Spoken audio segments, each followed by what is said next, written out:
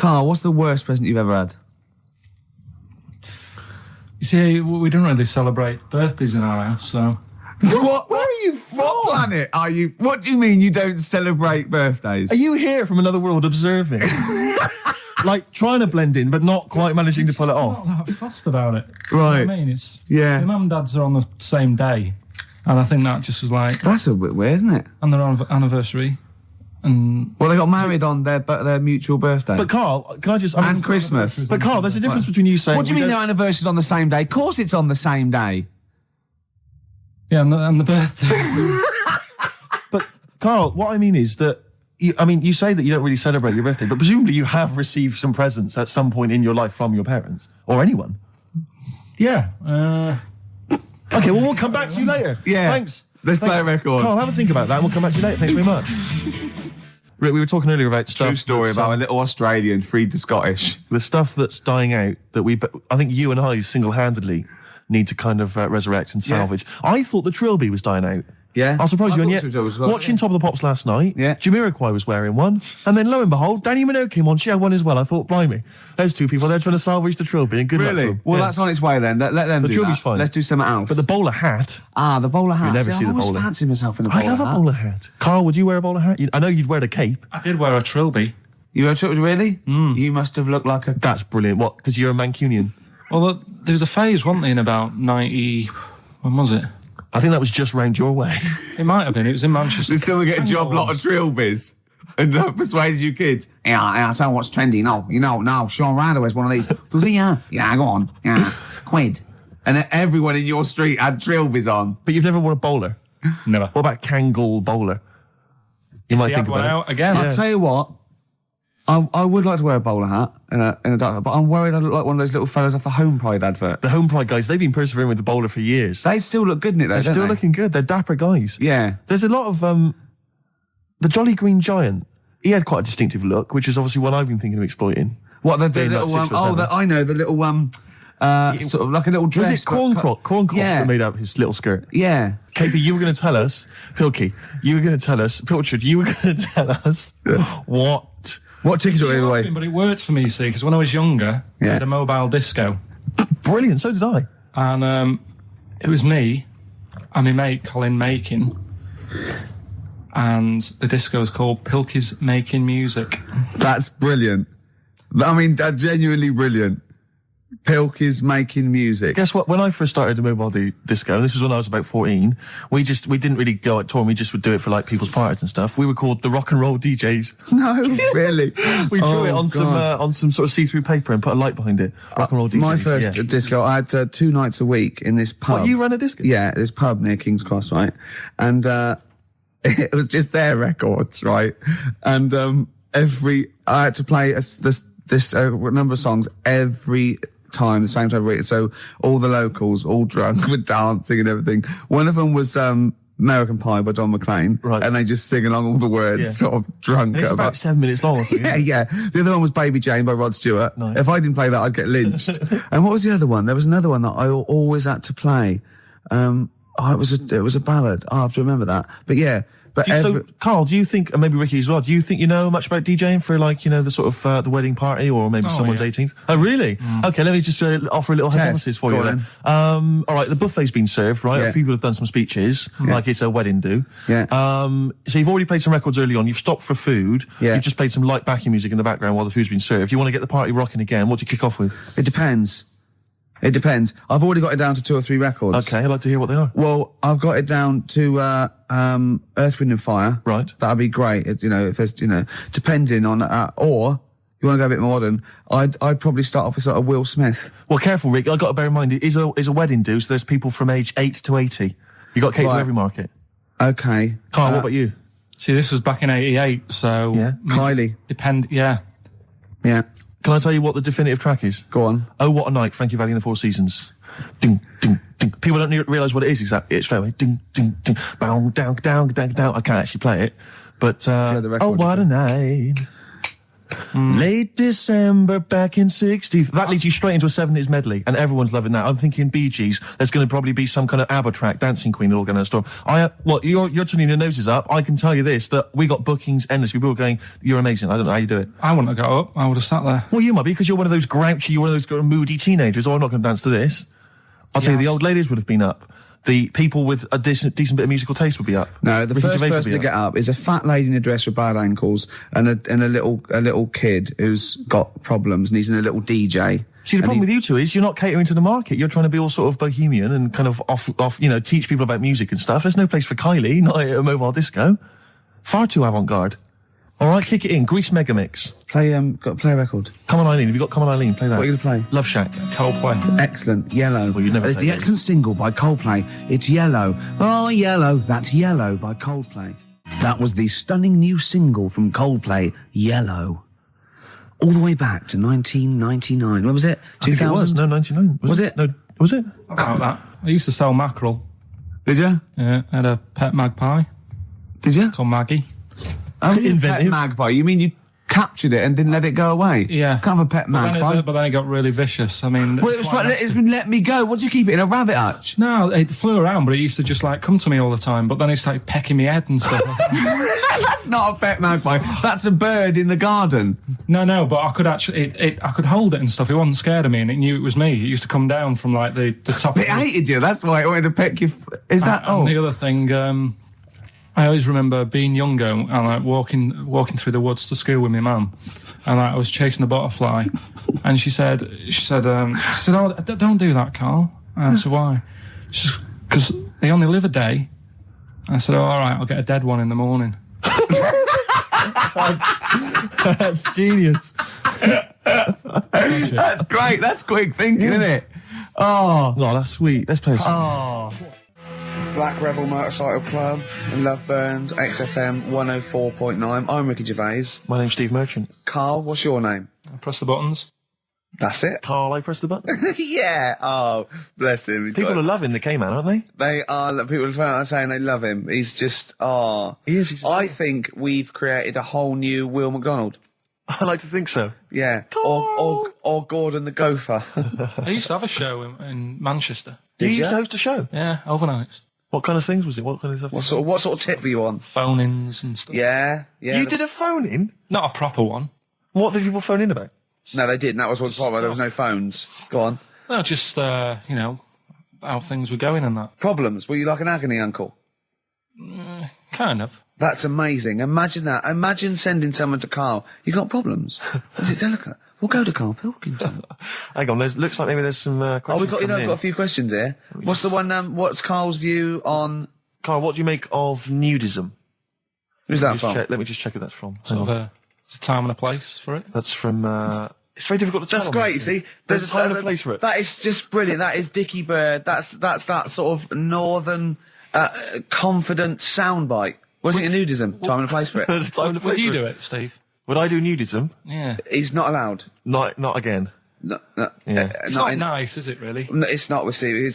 He's not allowed on any national trust land doing it because he's caused the death of millions of starlings. That's true. There was something on BBC Choice the other night. It's a really short show. I haven't seen it before.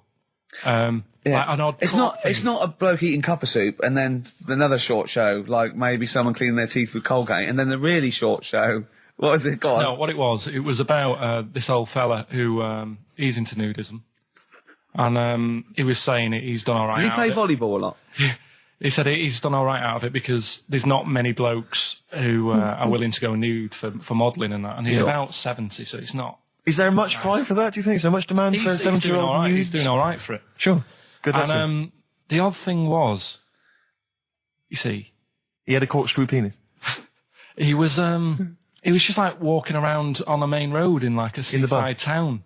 And Right. yeah, and cars would. See, that's not nudism, is it? That's mental illness. Yeah, he's just a bit dear. Yeah. Yeah. Yeah. So- I tell you, one of your favourite programmes, is it one of your favourite programmes, just that one with the hot air balloon? And it's Yeah, adventures. you love that, don't It just you? goes, it's like Oh, in you love Sydney, that. sometimes then it's at a carnival. His favourite programme when he was little, he used to watch it for hours, was that little girl by a blackboard with two toys. Yeah. He used to love You that, didn't enjoyed you? that, didn't you? You weren't raised as an experiment and you escaped from a laboratory. you had regular upbringing in Manchester and that? Yeah, I didn't go to school much because my mum and dad had a caravan. Right. And No need, is there? No need when you've got that sort of fun at home. I used to just go away for weeks. Really? Yeah. Is that true? Yeah, honestly. Where'd you used to go? Port Maddock. But And so you didn't go to school much? No, I did, but not as much as everyone else. no. How many holidays were your parents having? Oh, What was their income that they could... No, my dad used to work nights, and he used to travel back, because to Manchester from Wales, it wasn't that far. And he Manchester to Wales? He used to do 4 on and 4 off, so me and my mum were, like, loving it. But what Port Meredith? Port Maddock. Port Just Maddock, down the road from Port Merion, where they filmed The Prisoner. right? Oh, so that's cleared up for me. Yeah, Location-wise. so what did you do then? You were in this little 2-berth caravan on the back of a Cortina estate. Right. Well, what was it? What was the car? What was Granada, Ford Granada. it? Ford Granada. What we talking? 1980. Yeah, 82, 83, 80, right. 84, 85. Okay. Jeez. And you in the car down there, park up. Yeah. What was it? What was Port Meredith? Port Maddock. Port Maddock. Remember Ruth? It's just, Oh, yeah. it's just a holiday camp. Yeah. And had an arcade and a beach. I was loving it. Yeah. But so of the 52 weeks of the year, let's assume, I don't know how many weeks you take off normally for holidays anyway. Let's just say, I don't know, you go to school 45 weeks of the year maybe? Generally, most kids? No. Bit less. Bit less than About that? 42. How many weeks would you say you actually spent in school? Well, how many weeks do you have off for summer? Well, we'll work that out. That's what About I mean. 6 off for summer, about 3 for Easter, about 3 for Christmas. Put it this way, I'm surprised I'm not Welsh, to be honest. Right. Because I was there more than was in Manchester. Did the school authority not come and check you out? No, they didn't. Didn't get Manchester, I suppose they didn't care, do they? Not really. Yeah. They're lucky you turned up at all. What did you just turn up for the last day when you could take in your best toy? Did you know that when you could take in any game? Just play with everyone else's. Why, I break my stuff. Sure. Yeah. Yeah. No, that's a good Well, this point. answers a lot. This does answer a lot. The fact that you spent most of your time on the beach as a kid. Teachers were no good at my school. We were talking about it yesterday. About So you were teaching them a lesson by going off for the summer. Yeah. Anyway. And did you go to university? No. No. Did you go to sixth form or college? No. When did you leave school? When I was about 15. Right. What, you just went on holiday and didn't come back? I just got a job early, didn't I? Where was it? Port Maddock? Getting there. No, I was a printer. BM Print in Trafford Park. Well, that's great. That's a little interview there. Yeah, little next, there. I'll be interviewing Steve Merchant. What are we playing next? Bit of elbow. Oh, this is fantastic. This is Elbow. Elbow, Asleep in the Back. I think that is absolutely beautiful. I think Elbow are my favourite new group. We've sang their praises many times and they never phoned to thank us. Should they? Yes. Do they? Annoying. Really? Annoying. No, they're doing a good job there. I wonder if they found their lyrics. Because I also wanted to write a song from, didn't I? They didn't take me up on that either, Steve. I'm not sure I'm so keen on them now. Carl, can I have a Jaffa cake? Because I've just found a lump. I think. You don't mean me, do you? No. All right, good. Thanks. Steve. Now we interviewed Carl there. I think we've learned a little bit more about Carl there. We did, yeah. And I'm going to interview Steve now, Carl, because I used to be. You concentrating? Don't put it all in at once. Carl, chew. Chew before you swallow. Careful. All right. I used to suffer with that a lot. What? Not chewing. The amount of times I nearly died as a kid. What? Forgetting to chew. Choking. Sure. Mint Imperials. My mum stopped. Drinking them with water. She'd have to hide them. He's coming out of his shower, isn't he? He's happy Saturdays. He's miserable all week, and he's happy Saturdays, isn't he? Oh, look at him. It's like we get him weekends. Yeah. And he's just happy because we sort of spoil him, don't we? And he has Jaffa cakes and everything. We let him Then on he the has to go radio. and live with his stepmom again in a week. Oh, The no. ones who listen. Oh, say? really? Your girlfriend does, doesn't she, I imagine? She's been away for ages. I know. I imagine she just switches off after a while. But we love you, don't you? We're excited. We talk about you in the week, and we think you're great. So don't just think we're using you as cheap comedy material. I'd hate you to think that, Carl. right. Carl, what? Don't you like us arguing? Is it like mum and dad arguing? Do you get all It's a bit like that. In the caravan. There was nowhere to escape to. Oh no, rattling round. Did you that make any friends when you were down on the caravan site? Yeah, a lot of people from Birmingham were there. What kind of pals did you have? What were their names? I can't remember, it was years ago, but Yeah. they all had rich parents. Right. Like, they had, like, their own car to drive around the campsite on and all that. Right. Yeah. So Their own fence. So I'd have a go. And but they were mates, and you saw them every year, did you? Or every 3 weeks when you went down there? Yeah. Oh. And you didn't keep in touch with any of them? No. I'll admit now, I went to the same place in the caravan for about 6 years running. I went to a place called Riverside in Bognor, because someone round the corner from us had a caravan, two-berth caravan. Me, my mum, and my nan. I think I'm really lucky to have had it, really. Because a lot of mates who I had didn't have enough money to go on holiday, and they just get a present for the summer holiday. Of course, they got an education, so it swings around but Carl, the thing is with Carl is, right, I want to give him gifts. Yeah. I want him to have the loveliest Christmas ever. I want him to go pony trekking. Do you know what I mean? I want to just... Scared of horses. So many things we don't know about Carl. Fell off one out of fate, and the woman didn't know what to do. She couldn't handle the horse. It was running off. I was hanging underneath, getting a kick in the head. No. Really? Now, hang on, what age were you? 'Cause this could explain a lot. I was about 6. That makes a lot of sense. I think we've got to the bottom of it here. Oh no, got kicked in the head by a horse, lived in a caravan, and had to live in Wales half the time. Oh. No wonder this is your favourite time of the week. But also, right, we were playing football, so come and play football, right? And so we were playing Was that football. just in the office, or? Yeah, just in the office before you came, right? And we were sort of kicking it back and forth, and I started kicking it a bit hard. And but he was quite good. I said, this is great, right? And we finished anyway, because we thought we'd break something. And I went, I bet you were quite good at football, weren't you? And I actually thought he looked like quite a natural, I thought he'd be good. He's from the north, and I thought that's all he'd have. Yeah, you know what I mean? exactly. Right? And he went, I said, I suppose you're quite good at football. And he turned, the quickest flash, I went, I've scored once. Right? He said, and that's because I was being chased by a bee. And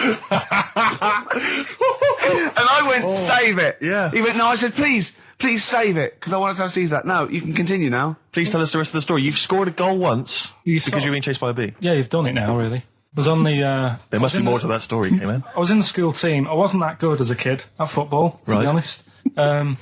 Mainly down to, I think it's because of my dad. My dad wasn't into football. Right. And I think that's the way it works, isn't it? If your dad's into it, then you could be a footballer when you're older. Sure. Yeah. Because you're into it. And so I was in the school team because I got on with the other lads. And they let me in the team. Popular guy, yeah. Sure. And I was stood there doing nothing because I didn't really know what to do. I never knew which way I was meant to be shooting. Yeah. Got all that messed up. Yeah. And I just stood there, right, and with my hands behind my back. And something landed on me, on like this part of my thumb. You can't just point, it's radio. It's this bit here. Right, yeah. The fleshy bit, the fleshy bit of the thumb, yeah. And I thought, oh, what's that? And I looked down, and it was a bee. Thumb. Oh, it was a bee, yeah. It was a bee on me. So I start running, Yeah. try to get away from it, and bees, actually something interesting about bees, more chance of getting stung by a bee in windy weather than any other sort of weather. That's incredible. Anyway, so I'm running away. And he said there was no more. Extraordinary. I've already learned many things. You're being chased by the bee. It's So windy. I'm running. It's on your thumb. Is it still on your thumb now? It's sort of gripping onto me like a stag beetle. Clever. Like a stag beetle. I love it. Oh, Or a bee. yeah. So Yeah. I'm running. I'm running towards like the goal. Yeah. Oh God! And the ball comes to me. Yes. Wallop, get it in. Brilliant. What happened to the bee there? Did it sting you? They die, don't they? I mean, ultimately it died, sure, but did that particular moment did it sting you? This was probably about 20 years ago, so I imagine. No. Once a bee stings. So you, did that's it sting? Yeah, but did it sting you? Yeah. Right, that was the question. When did it sting you? When I was playing football. Carl, do you want me asking, you say you're on the school football team. Was there just 11 boys at your school? Well, now you got in the squad. Listen, Carl. All I mean is, at what point in this story did the bee sting you? Straight away? After half time. Play a record, man. Oh, he's the best! What was that illness years ago? Right, there was a couple of lads at our school Oh, yeah.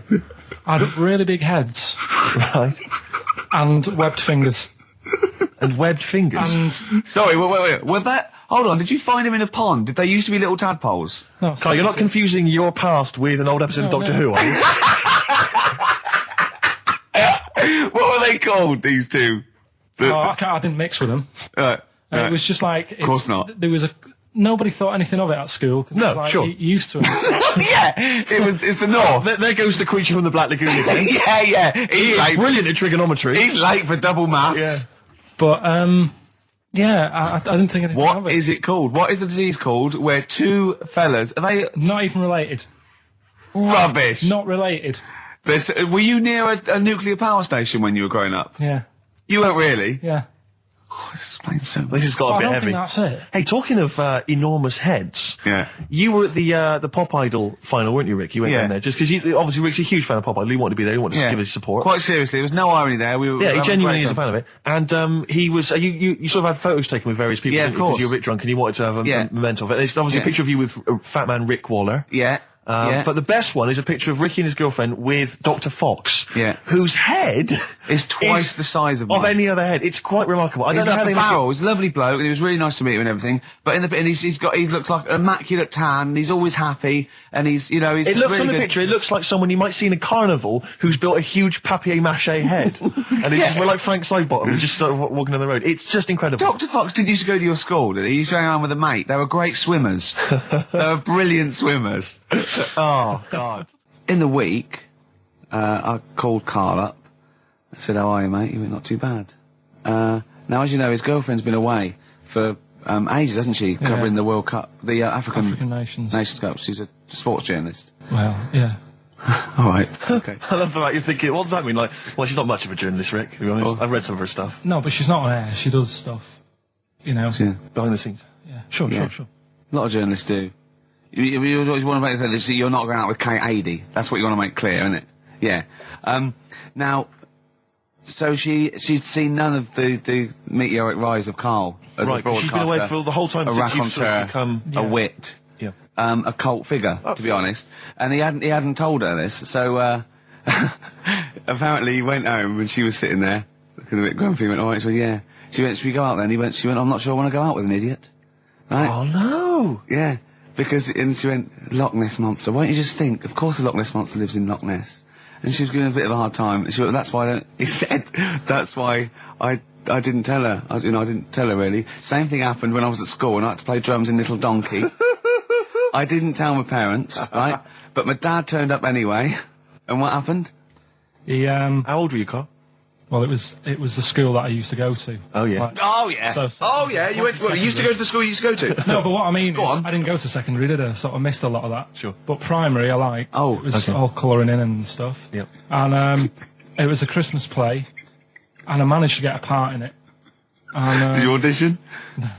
got a part in it, and I should have been playing the drums to the one about Kings. We Three Kings. Yeah. I was meant to be doing that, but Little Donkey came on, and it was one of the. What do you mean came on?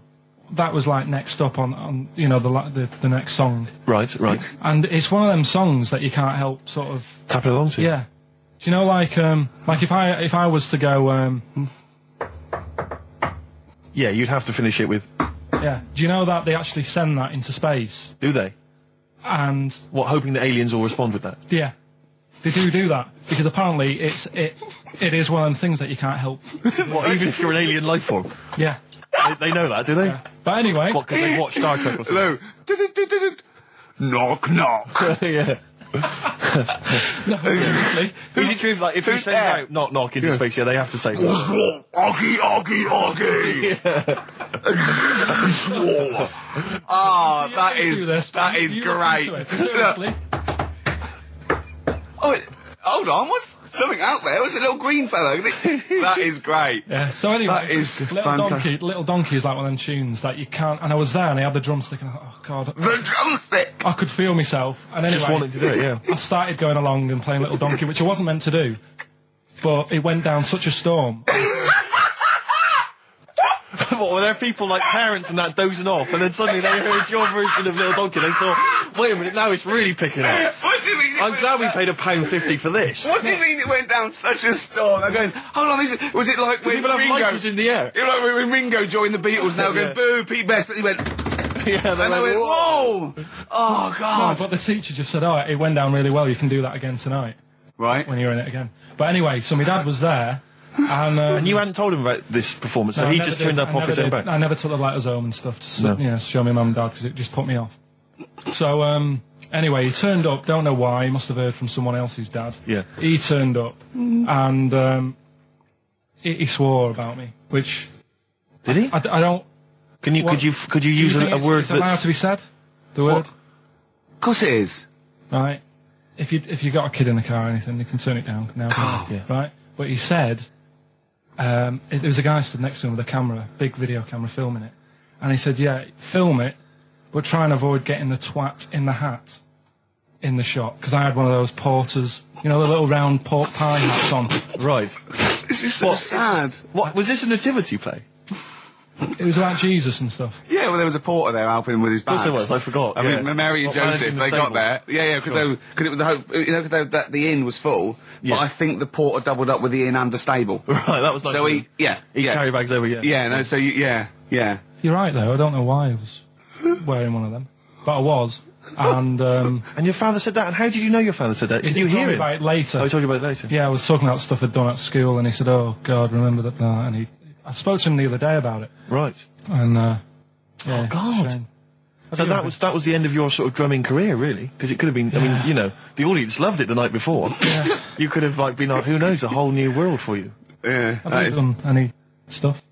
I've never drummed. I wish I had, man. That's a movie story, but... Is that, and that's why you don't tell, your mum and dad don't know you on the radio, do they? I think when they were down the other weekend, they had to come in here, I just said, I'll just go in and press the buttons. Because they could listen on Sky Digital, couldn't they? They could do. But you wouldn't want that, would you? I don't want that. No.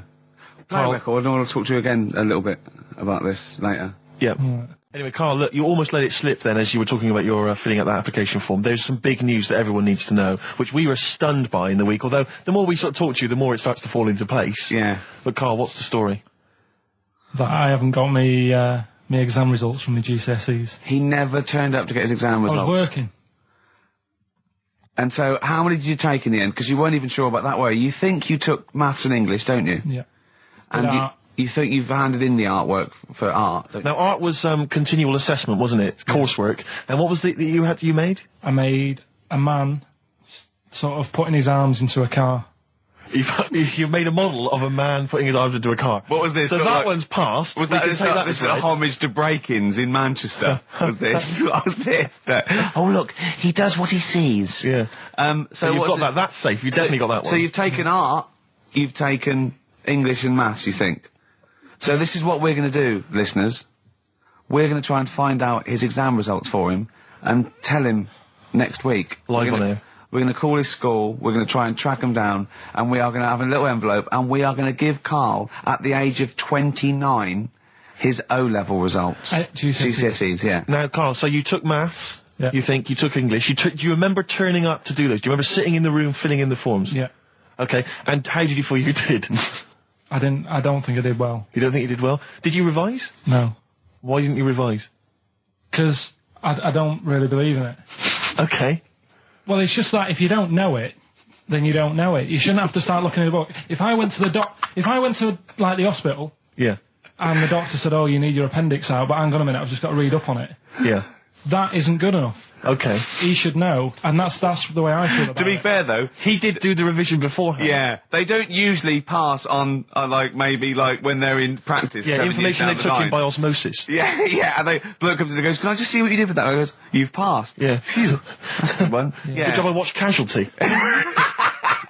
I just like the way, you know, the things that interest me, I remember. Things like snakes not having ears and stuff. Yeah. I didn't have to read about that. No, you just learned that, yeah. You saw it on the telly, didn't you? You saw it on that Ian Wright programme. Yeah. Yeah. And this is what Karl said to me. He said, it's actually, I called Karl up in the week, and Reese was with him. You know, Reese used to be on XFM, and he took the phone, and he went, "Karl's worried, I've seen that programme." He said, "Snakes don't have ears, right?" He said, "So you can creep up on them and pick them up." And he said, "Karl's worried." He said, "How would you ever put them down again?" Because then they know you're there. I woke up the other night quite late. Worried about that. And I said to my girlfriend, I said, "How do you put a snake down?" And she said, "What are you talking about?" I said, "That Ian Wright thing, this guy managed to pick up a snake. And do you know that thing where they clamp its head on a jar to get the poison out?" I do now. Right? They did that, but they didn't show you how they got rid of it. And I thought, it could really get nasty, because it's obviously annoyed that you've had its head pressed in the jar. Yeah. Yeah. Right? They hate that. Now... Especially as it's in front of their mates. When you lift it off, yeah, right, you've got hold of it. Yeah. If you go to chuck it down, it's going to turn on you. It's going to go wild, isn't it? So, I just wondered. Well, what you do is you never put it down, Carl. Yeah, that's why that bloke has got about 11 or 12 just carrying him. Exactly. Yeah, you never put it down. You sling it. Who cares? You just throw it, don't you, really far? That's not that. I don't think you should throw. But Carl, listen, don't worry. We're not asking you to get involved with snakes. We're just asking you now. You've done maths, you think? Yeah. Did no revision for that? No. Okay. English. Do you remember what it was? Did they ask you about Shakespeare? Did they ask you about books? I remember, but I must have done it because I thought that was. It was English language, not English literature, wasn't it?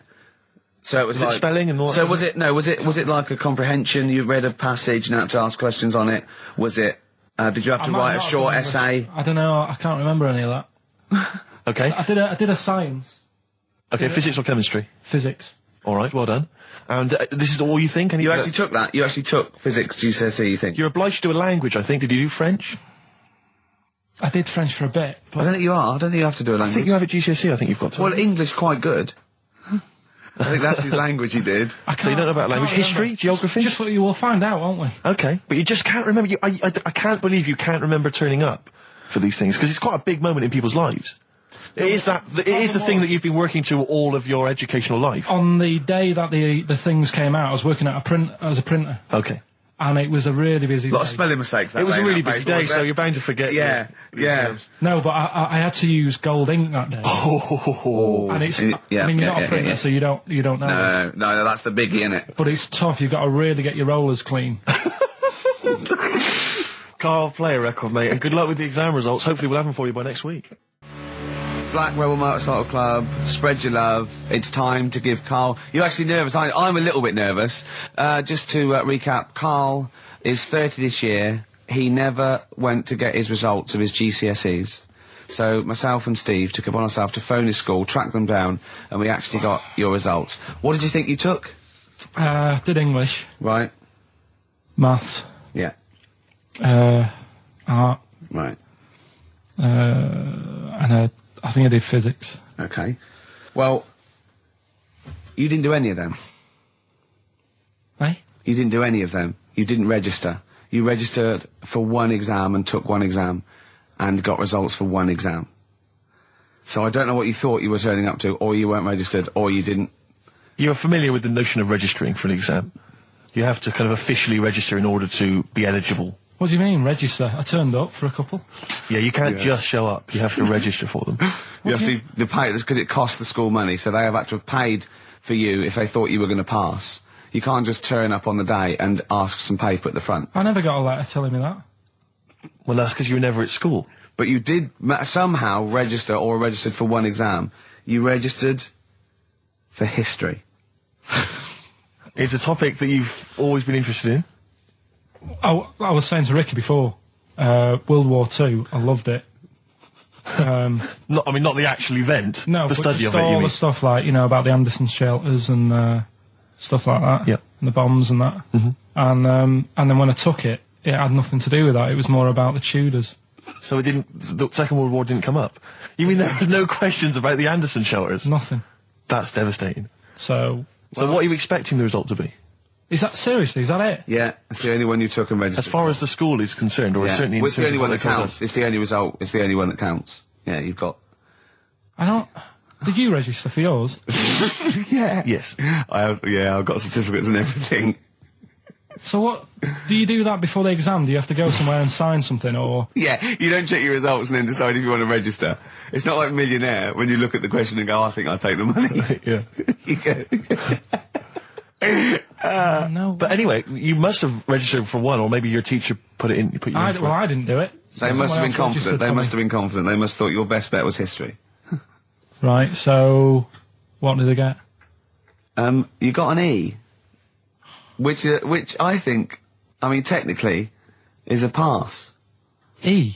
It's a bad pass, but there's F, and there's you're not going to be doing a PhD. You can get an F, right, which is fail, and then a U, which is ungraded. Now, I don't know why the U exists, because F means you failed. U is like them going, you not only failed, but you wasted my time. So we're annoyed that you took this exam. So you thought they'd register me to get an E? Well, they didn't. I think they were hoping. It was rather like you with the lottery. They were hoping for something better than You nothing. see, I assume that the man who registered for that thought he can scrape an E if Anderson shelters come up.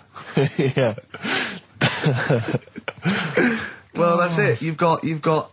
Now, what I'd like to do, Carl, is I've started your re-education. You've read a book on Rasputin. I'll be asking you a few questions about that later. I've got another book for you to read next week. Next week, I'm not in the mood. What? Not in the mood. Oh, come on. Look, what's that? What does that say? It's that fella. It's the picture of the bloke that he used to use for Citizen Smith. Yeah? Che Guevara. Yeah. Yeah. He was quite happy, I think, when he found out that Robert Lindsay was involved. He went, yeah, of course you can. No worries, yeah. What are your feelings, Carl? What do you think? Are you depressed? I'm just a bit annoyed because I'm sure I turned up for more, so it just wasted me time.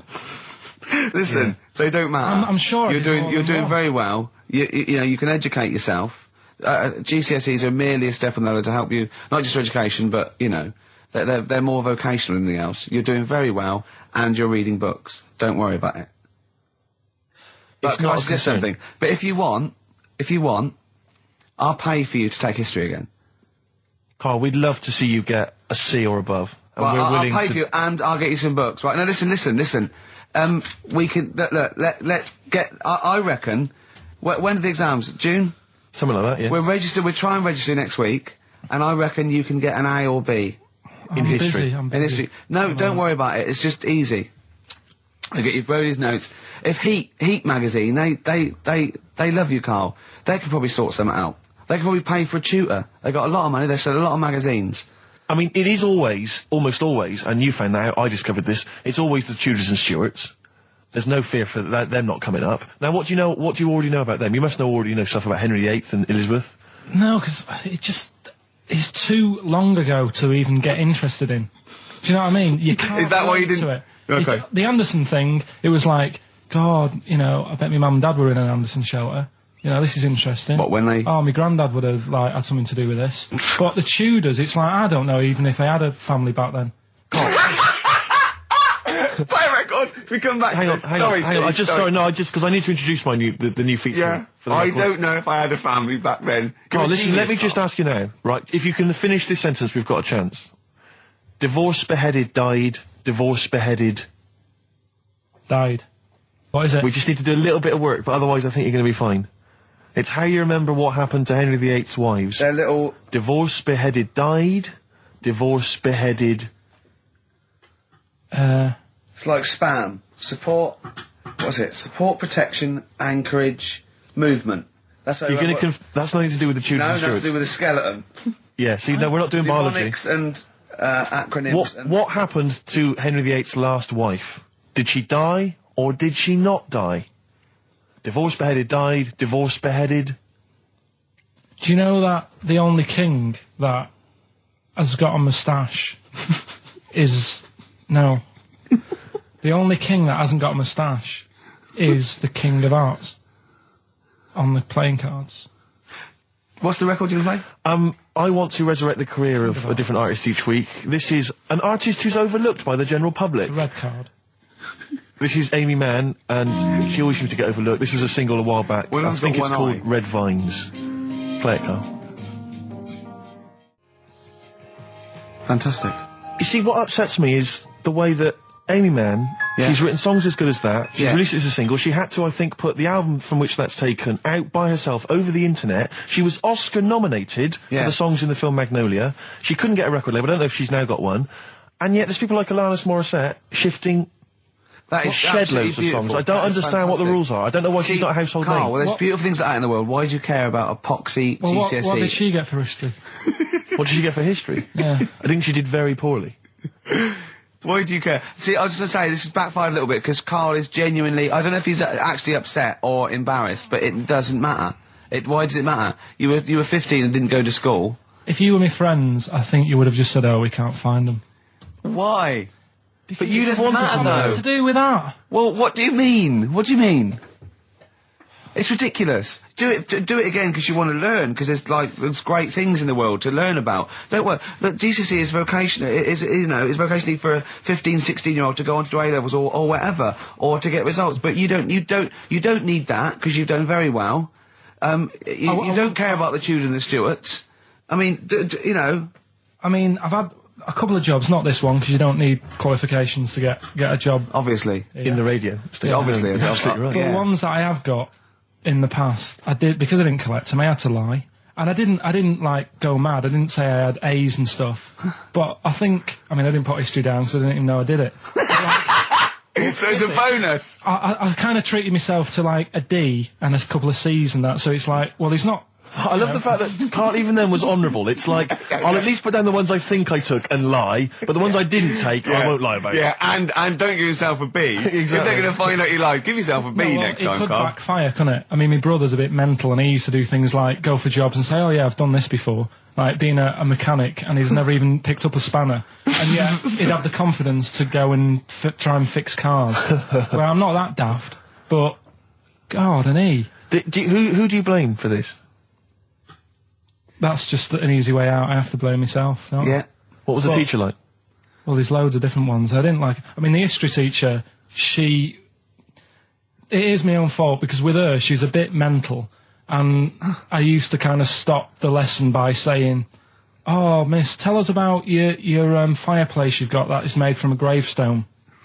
Because that's what that would stop any English teacher in their tracks. And she loved telling you about it. Yeah. So it was like, oh, I learned brilliant. that from a teacher. So that's why I didn't know about divorce, head loss, and all that. Yeah. Dandruff legs. Horse, head loss, dandruff legs. But remember now, divorce, beheaded, died, divorce, beheaded, survived. That's all you got to remember. And what's that? That's what happened to Henry VIII's various wives. In order. What does it spell out? No, it doesn't spell out anything. You just got to remember the rhythm. In order in which he married. Yeah, but it helps. It's like when my mum taught me the alphabet. She taught me as like a song. A, B, C, D, E, F, G. Yeah, constant. Yeah. No, not like that. Huh. That's how everyone else could do it, and I couldn't do it that way. Right. What tune did she do it to? It was A, B, C, D, E, F, G, H, I, J, K, L, M, N, O, P, Q, R, S, T, U, V, W, X, Y, Z. Carl, have you ever logged on to Friends Reunited? It was the site that everyone was talking about last year. No. Are you aware of the concept? I've heard about it, but there's no one from school who'd want to see it again, really. So basically, for those that don't know, you have to log on to his website, and then it helps you track down your old schoolmates if they've also logged on and stuff. And we took the liberty, really, of looking on the Friends Reunited site and typing in your school and trying to track down any of your old mates. We didn't get in touch with any of them, don't worry. We didn't do that. We're not going to surprise you with them now. No. But I was just interested to know, like, some of your thoughts on some of the names that I could run past you. I mean, these are people from your year. Just tell me if you recognise the names. Alison Birch? Think I remember. What's your thoughts on it? Don't be libelous. Don't be like no. No. Posh probably did pretty well in history and that. Sarah Morris? God, yeah. Remember her. Go on. You're grinning. What's the thought? Go on. No, just she was all right. She was a popular one. What does that mean? She was nice. Yeah. Okay. Okay. What about Darren Buckley? He was one of my best mates. Was he really? Yeah. Seriously? Yeah. What do you reckon he's doing now? Do you still keep in touch? When my mum and dad were still in Manchester and they had a butty shop, he used to go in because the bookies was next door. I love the way you paint a picture. If you did this in your history exam, Carl, you will walk it. Go on. So your parents had a butty shop. There was a bookies next door. Yeah, and he liked having a bit of a gamble, so he used to. I think he works for some insurance company. Do you think that his fiancée Beth knows he's got a gambling problem? Or that his 2-year-old son Lewis? No. Yeah, they live in Cheadle Holme. Hume. Cheadle Hume. He must be doing well. He's still supporting the Blue Army and frequents the shrine on a fortnightly basis. Funny thing with him is, right, when I used to stay over at his house, and his dad was a copper, and I remember his dad came down and said, right, I want to see you two. I was like, oh God, what's happened? And got us round the table. He said, do you know much about drugs? So we were like, what's all this about? So he goes, you know, they're not good for anyone, you know, the stupid thing to get into. And we're like, yeah, we know. And he went, you know, do you? We said, yeah. He said, what's this then? And he'd found something in his bedroom, and it was a Skittle. What, the sweet? Do you know little sweets with the S on it?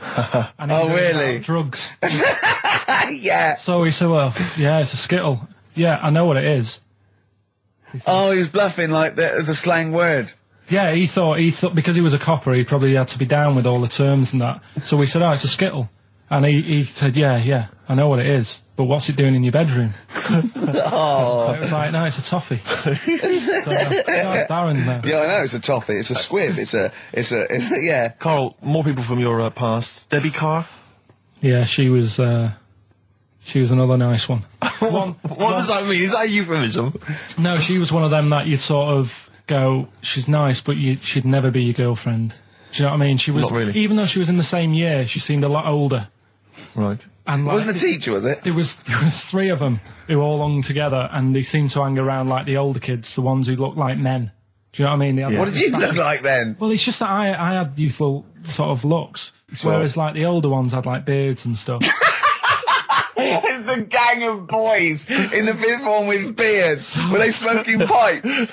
Go, come over here, me filly. You, Debbie Carr, come over here, you little beauty. No, but she was like... I love that. They were hanging around with beards. There's the big boys. Oh, fishing. That's lovely beards. What do you I mean? just see a whole row of George Bernard Shaws. Brilliant. How do you do in history, boy? Think on E. You're an idiot. Oh. They were like, I'd be there sort of punching people in the arm.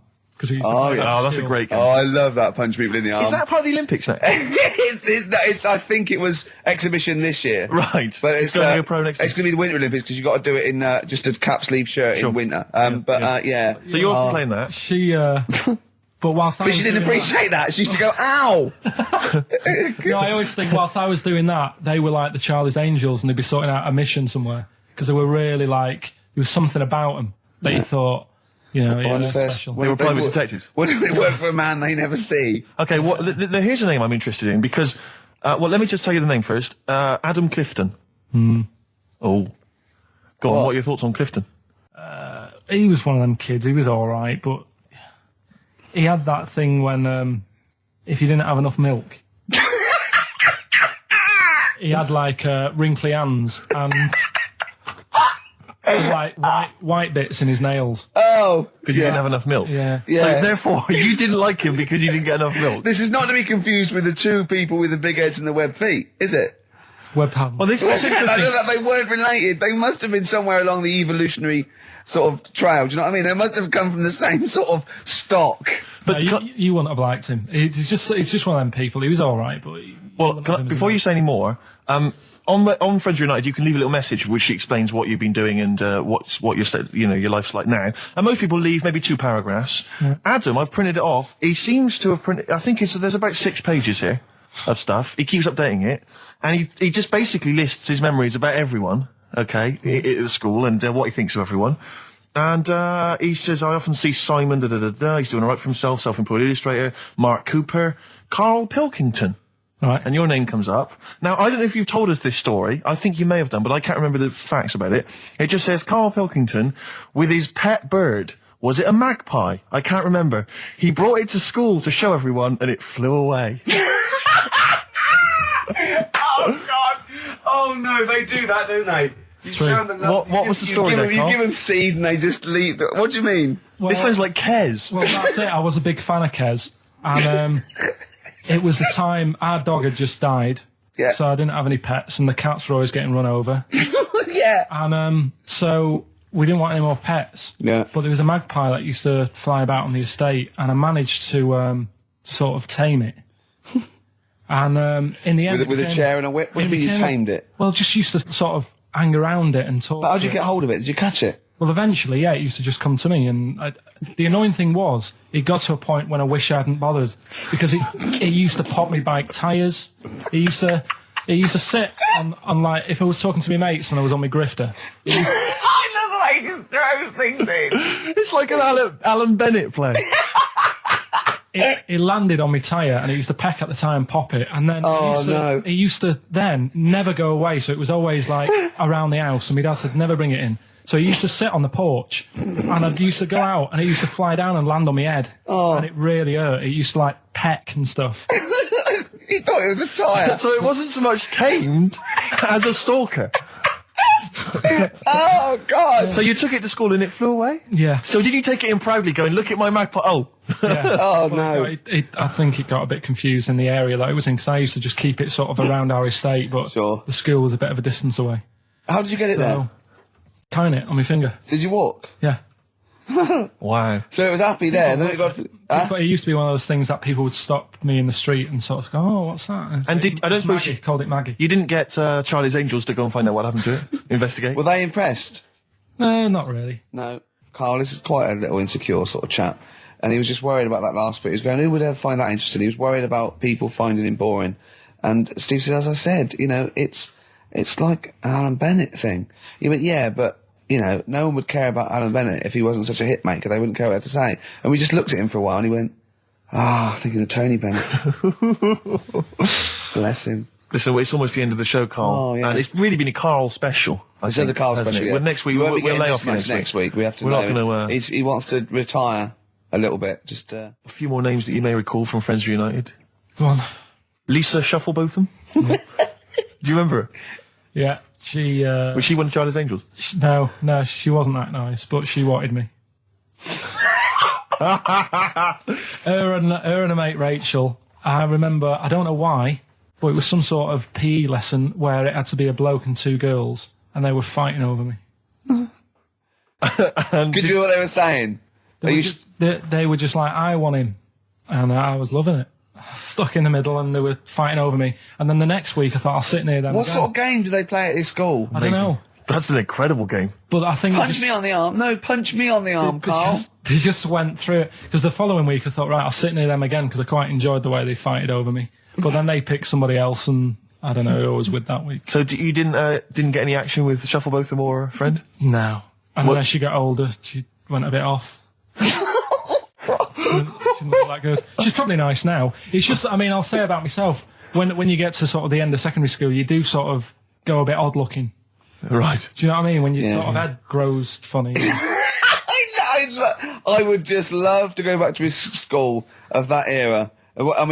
Just what happened to people, whether, all people sprouting limbs. No, do you know and what I mean? things. When you're like 12 and that, you quite, no, not 12. When you're 10, when you're 7 to 10, you sort of look healthy. And you look at your pictures when you go, yeah, I was a good-looking lad. But then when you get to late secondary school, something happens, and you just look a bit odd. Okay, well, what about Alison Thorpe? Not sure about her. I sort of know the name, can't put a face to it. Damien Comer? Again, know the name, Yeah. can't remember anything. No. Yeah. It's a shame. Well, these are pretty much all the names I could find. We've had some interesting thoughts, though, and interesting anecdotes. Yeah. Anyone in particular that you'd like to say hello to that maybe listening now that I think I would have mentioned Darren Buckley if you hadn't have brought him up. Oh, right. He was like my buddy. Yeah. Did you ever see the Magpie game when you took it to the school and confused it? No. You're joking. That was the end of it, was it? Yeah. So where did it go? Probably to some other kid. Because, actually, it probably got killed. Because if it was being that friendly with other people, some people might have took advantage of it. In what way? Well, there was a programme on the other week about... What, in the way that Shufflebotham was trying to take advantage of you? Yeah. There was a programme on the other week about bear whisperers. Yeah. And some blokes got really friendly with a bear. And then when they were leaving that area where the bear was, they said, we've caused a problem here because there's some bear hunters coming in and moving into this area.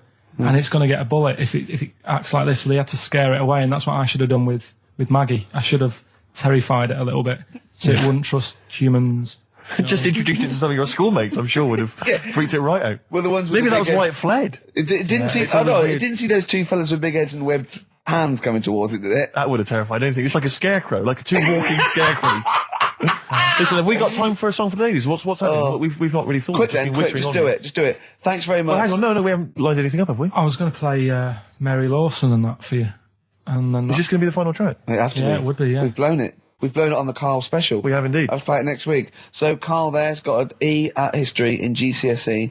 Any history teachers, anyone who can help Carl out, I think we should try and register him and take it this June. So what's your homework for this week? You've got to read about Che Guevara, haven't Yeah. you? The revolutionary leader. Yeah. Okay. Do you know anything about him at all? Have you got any basis? I just know that if you want to use his face on your business, it costs a lot of money. Do you know, like, if McDonald's wanted to have him as, like, instead of Ronald McDonald? How does he do it? Steve, how does he do it, man? Oh, we listen, just play a final record, Carl. Say goodbye and we'll see you next week. All right. See you later. Cheers, mate. Wu-Tang Clan there, Steve. XFM 104.9. I'm Gervais with me, Steve Merchant and Karl Pilkington. Now, I just reminded me of something else Carl's in the week. I know it's forbidden to talk to him, but I'll tell you this. He was very excited about the Friends Reunited. He was a bit nervous at first, wasn't he, last week? But he was really getting into it. And in the pub he was talking about those people, and he said, I'd never go on a reunion though. He said, I'd never do that. What, a school reunion? Yeah, and he wouldn't want to see anyone. And I went, well, I said, wouldn't you want to see those two lads with the big heads and the webbed hands? Oh yeah, these were people you went to school with, weren't they? Yeah. Well, I didn't knock about with them. They were in the class. What were they called? Freaks. Right. Right. Okay. And he said, no, I wouldn't want to see them. He said, because what could you say? Oh, you haven't changed much. Right. And he said, they wouldn't go anyway, would they? I said, why? He went, well, they didn't have any friends. Right. And I said, well, weren't they friends with each other? And he went, no, that would have been too obvious. Like they passed each other and went, no, I know it's tempting, but let's not. Everyone would think that's just what we were going to do. Yeah. Let's not do it. Yeah.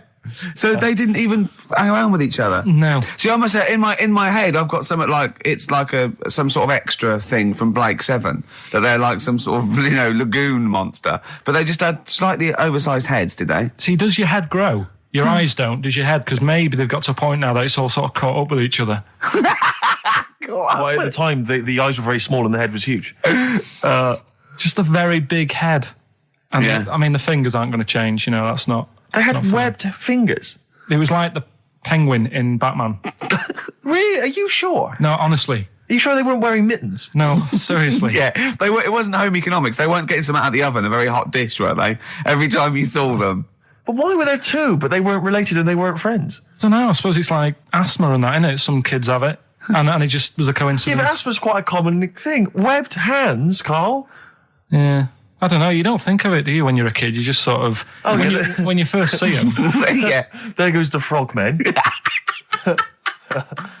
Do you do that? I imagine you get caught staring at things. Yeah, do you go up to people with problems and go, Mummy, is that a monster? Well, I was telling you one about when I used to go with my dad in the taxi. Oh, yeah. What Tell us this story.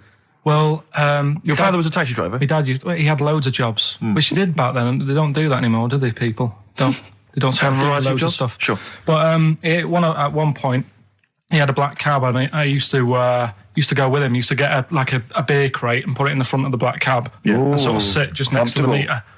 And anyway, we got this call, and the guy on the end of the radio said, "Oh, you've got your son with you, haven't you?"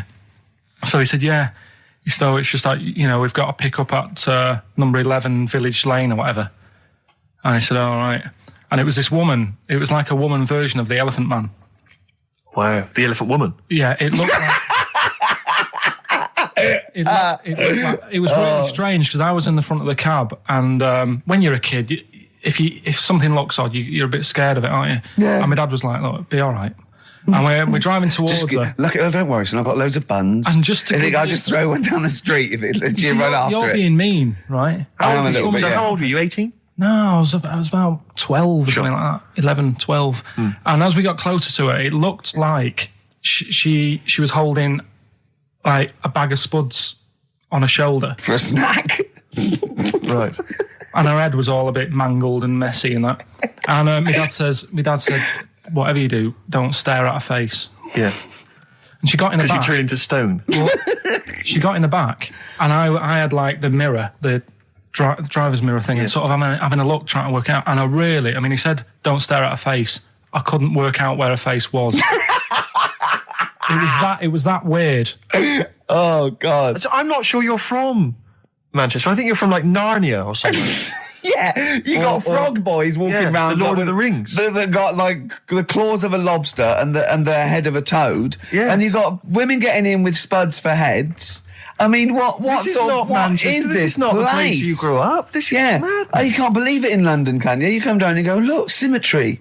It must be amazing. It must be a thing to do with upbringing, though, mustn't it? And because, again, do you know, I've said to you before, years ago, when I was a kid and didn't have any worries, good-looking lad, you go through it a bit, have a few more worries, and you look knackered. Now, back there's a lot more worries and stuff, so you get a lot more freaks. Whereas in London, everyone's like happy, aren't they? I love the fact that stress can cause your fingers to fuse and your heads to grow. No, but if She must have been really stressed to have a head. Yeah. She was she an accountant or something? You know what I mean? But what did she do? What did she say? Where was she going, by the way? She couldn't speak. London Zoo, please. I think she was going to like to the fair. Seriously, honest to God. On my mum's life, she was. Because at the end of the day, that's a good thing with animals. They don't judge you, do they? She's not an animal. She's a human being. She's not actually an elephant. No, but you know the elephant man was not actually an elephant. You understand that? He's got no elephant genes in him at all. No. That was just a cool name people gave him. Yeah. No, it's the name of the disease, isn't it? Elephantitis. Look, so listen. So this woman, why was she going to a pet shop? She was going to a pet shop. What, to find her husband? Is this true? No, it is true, yeah. Oh, God. I'm not taking the mickey because it must be so really bad for you. Of course it is. Carl, I'm going on to you today about cutting myself shaving. Yeah. I was going on about that. To think that she's probably not alive now, but to think... But you're saying that you're going to say this is a worse problem than a little cut shaving, aren't you? Yeah. Yeah. Do you know what I mean? I think you're right. Carl, there's a couple of key questions I need to ask. One, if she couldn't talk, how did she tell your father where to drive it? Did she have it written on a note? Did she point with her nose? Yeah. Right, this has got silly. Pick your song. But also, finally, where did you say she lived again? It was like in a village, a little small village. Right. Just hidden out of the way. All I'm saying is we could maybe get like some sort of coach, book some coaches, get a coach party up there to have a look at her. Take some photos. And now you can make some lemonade. The offspring of a woman and some spuds. Yeah. Please enter at your peril. Should it give me a shiny shilling? I'm Ricky Gervais. With me, Stephen Merchant and Karl Pilkington, our producer. In inverted commas, heat put. Yeah. They know. They know. How are you doing? All right, Karl? Yeah. Didn't they also write something about me? Bald round head? Yes, perfectly round little bald man head, they said, so... Because you need to know that when you listen to the radio and that. Really matters what my hair's doing. Your hair, have you given it a little short polish? Because you look like a cue ball at the moment, and you've had a shave in it. I've never seen such a round head. It actually looks like a plate with ears. Yeah, well, for those that have never seen Karl, I actually, if you remember, I think he looks a little bit like Mr. Spoon from Button Moon. He does. If you've ever seen that show, and also he looks like, you know when they say they find with a little 4-foot human and it's actually 500,000 years old and they give it a name and it's the first, Australopithecus into. He looks like one of them as well. Perfectly round little. He is the missing link. He looks half human, half monkey. Because he's got a slight slouch as well. So yeah, it's like those pictures where you see it going from an ape to a man. He's one of those in the middle. Yeah, and of course his monkey hands, his hairy little wrist to those skinny little things that he can get oranges out of holes with. And it's unbelievable. Why are you so all shaved and polished and everything? Got a wedding. What? Got to go to a wedding today, so thought I'd, clean myself up a bit. Yeah. Shouldn't you be wearing a suit or something? No, I'll go home and put something on. Oh, okay. But, Suzanne said, make an effort. I sort of had a shave and that, and then I came out of the bathroom, she said, oh, your head looks a bit sort of eggish. She's right. She always worries about when I have a shave, because I just, That's your girlfriend, Karl. I know. Saying that. Just think, so don't worry about Heat saying it. The funny thing is, it's Boyd Hilton, I think, of Heat that wrote it. And he's got a little bald head. Yeah, no, don't slag him off. Yeah, but on the end of his review, does it say, written by Baldy Boyd? No, because it doesn't matter, it's a magazine. Don't worry about it. Looking forward to the wedding? A bit boring, isn't it? But you've got to do it. They've probably listening. Should we do a shot? No, it'll be a great day for them, but I know what will happen. Suzanne will see, all the fuss and that, and then she'll get ideas, and I'll have to let her down and all that. Why is it you don't want to get married again? I always forget. It's just... Who's it for at the end of the day? I've been with Suzanne for 11 years, right? Sure. We're happy. Well, I am. That's what counts. You're never happy. I am. I'm all right. Yeah, no, you're happy with Suzanne and everything, but apart from that, you're never happy. You are the most grumpy, moany thing in the world. I mean, I get annoyed but I'm always happy. I was annoyed here. I was happy coming here, but there was a bloke behind me walking and scuffing his feet. He had a pair of those stupid skulls on, and he was clicking and scuffing. Wear some shoes you don't have to click. Pick your feet up. Flip-flops annoy me. You know, but I'm happy. I'm just annoyed. You are just like, oh, the world's on me. It's rubbish, this. I know the world's great. It's just sometimes people annoy me by being there. You know. But Steve said I should be locked in one of those towers that princesses used to be locked in fairy towers, so because everything annoys me. But you're grumpy. I'm not. I'm all right. We went. It was a great day, wasn't it? Brilliant round of golf. Absolutely brilliant. Such a beautiful place in Stoke Poges. It's like a really posh place. And are you a good golf player? Well, we'll get to that. Oh, okay. Wow, he bought the shoes especially for it. Oh, I'd love to have seen him in those little shoes. I know, and they were no good because they were metal spikes. We had to change them. He was annoyed straight away. He spent over £22 on these golf shoes. We hired a buggy that was brilliant fun. I was bombing along, wasn't I? I don't drive, but it was great on that buggy. Well, you've been on a buggy with me, and you were a bit scared. Yeah. What? I nearly killed us once. I was just taking banks and things, but you don't see sort of bunkers, and he'd scream and go, stop! And he'd put his foot down the brake, and then I reversed. At one point, he sort of did a handbrake turn next to the lake, and then we had to reverse, right? And you just flick a switch and put your foot down. He did that without looking. I looked behind, there's a big oak tree there. He screams, watch the tree, right? So Dukes of Hazzard. I kept jumping in and leaving him behind because I had to go to my ball. Because anyway, so the first shot, I got on the driver. I honestly did one of the best shots I've ever done. It went straight down. It was great. I thought, phew, got away with that because it's always the first one because it's a clubhouse and you want to look good. Yeah. So. He tees up, and I've been saying, buy some balls. He just got 6 balls. I was going, well, what if you lose me? I won't lose 6 balls, right? He tees up, right? Whacks it. It goes miles, like right angles, straight into these the woods, right? He turns around, he goes, go and buy some more balls. So I'm laughing because it's like impolite to laugh, but he broke the ice for me, and I was falling around. And then his second shot, I go, you know, you're off a 3 now. If you take another shot, he went, oh, right. So it's his third shot. He puts the ball down. He hits the ground before it and misses the ball altogether. And I was on my back, wasn't I? Unbelievable. Actually rolling about on his back. And we were terrible. I went round 107. He went round in like 119 or something. Sure. It was just rubbish. How long did it take? 5 hours. Of course. And there was no one around, luckily. But it was fantastic. So then we go and have our meal. What annoys me, I said, right, I'll go for a run. He went, I'll have a bath. I said, I'll see you at 7:45. At 7:55, I have to call him. He's not ready, so he's let me down there. I can't stand lateness or laziness. You hate lateness. Yeah, and he's let me down. Do you know his excuse? He fell asleep in the bath because there was no light bulb.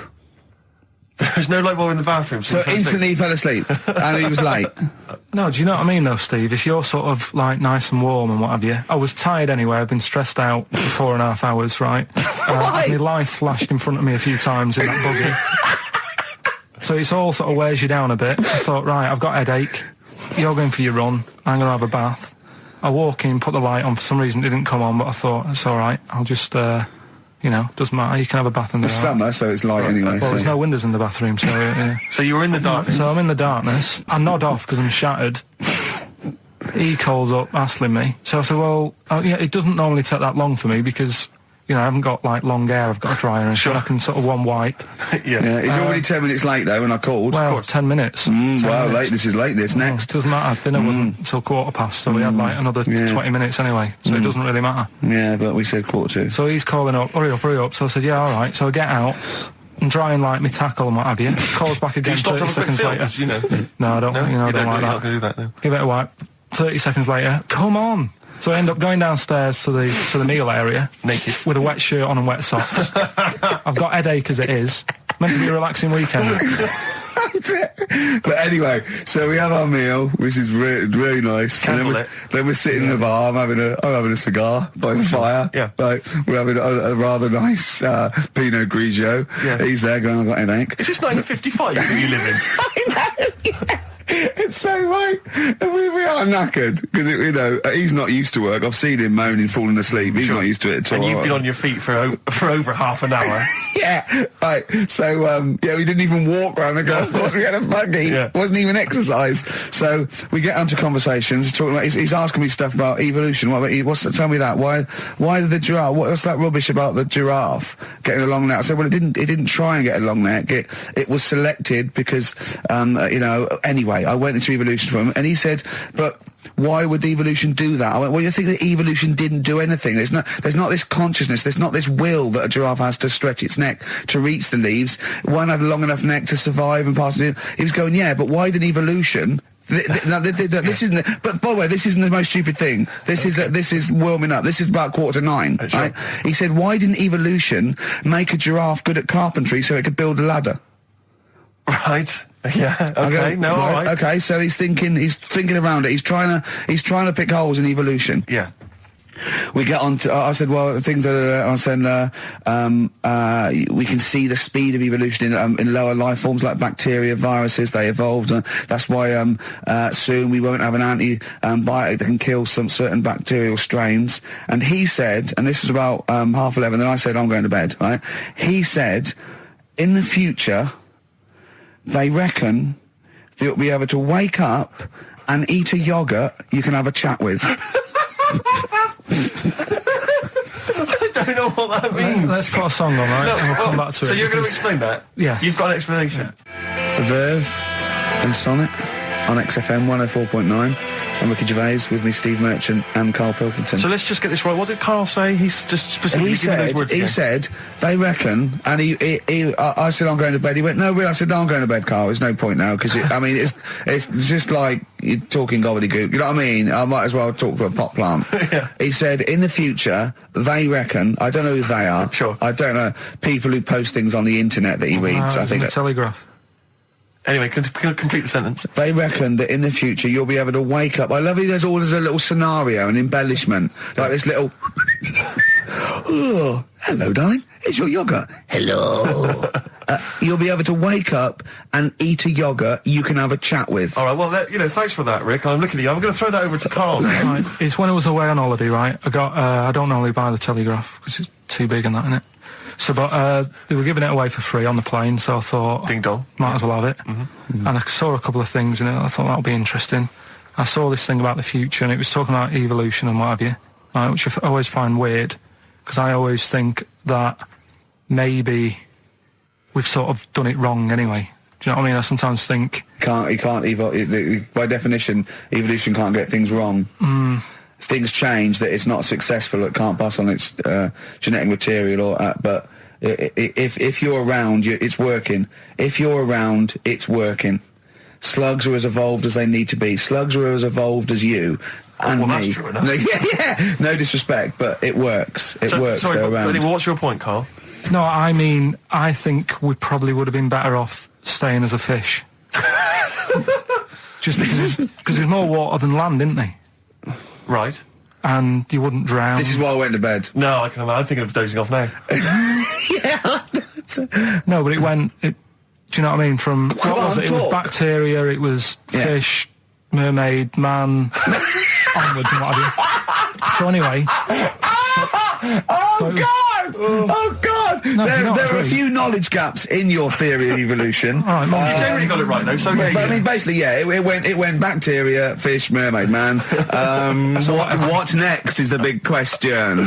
So it was telling you all about this and what have you, and saying how we shouldn't have interfered, because maybe if we wouldn't have invented planes and what have you, maybe we'd be able to fly and what have you, if we really needed to and stuff like that. Okay. So we've interfered with evolution, you see.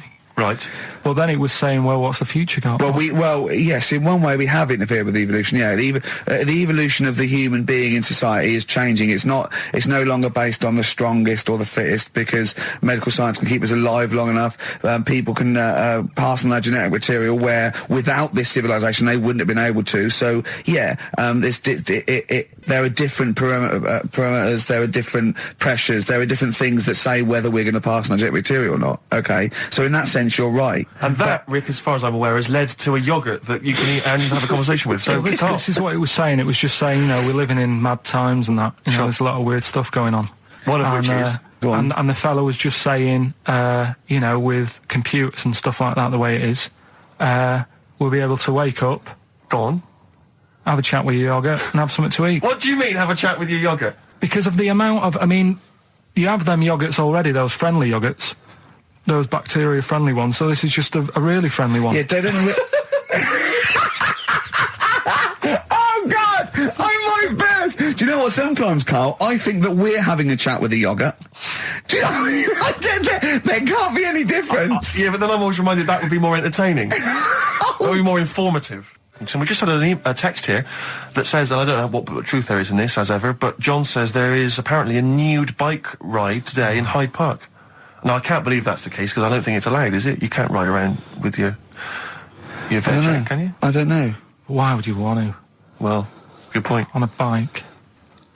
On a bike, I know the fact that that's what disgusts him. I want. Do you know what? If we did appeal for a nudist to call in, I'd want a very specific sort. I want a German nudist, a middle-aged man called Helmut. Okay. If there is any, or the closest one to it. So I want a middle-aged man from Germany. If your name is Helmut, you're in. But I'll accept Hans.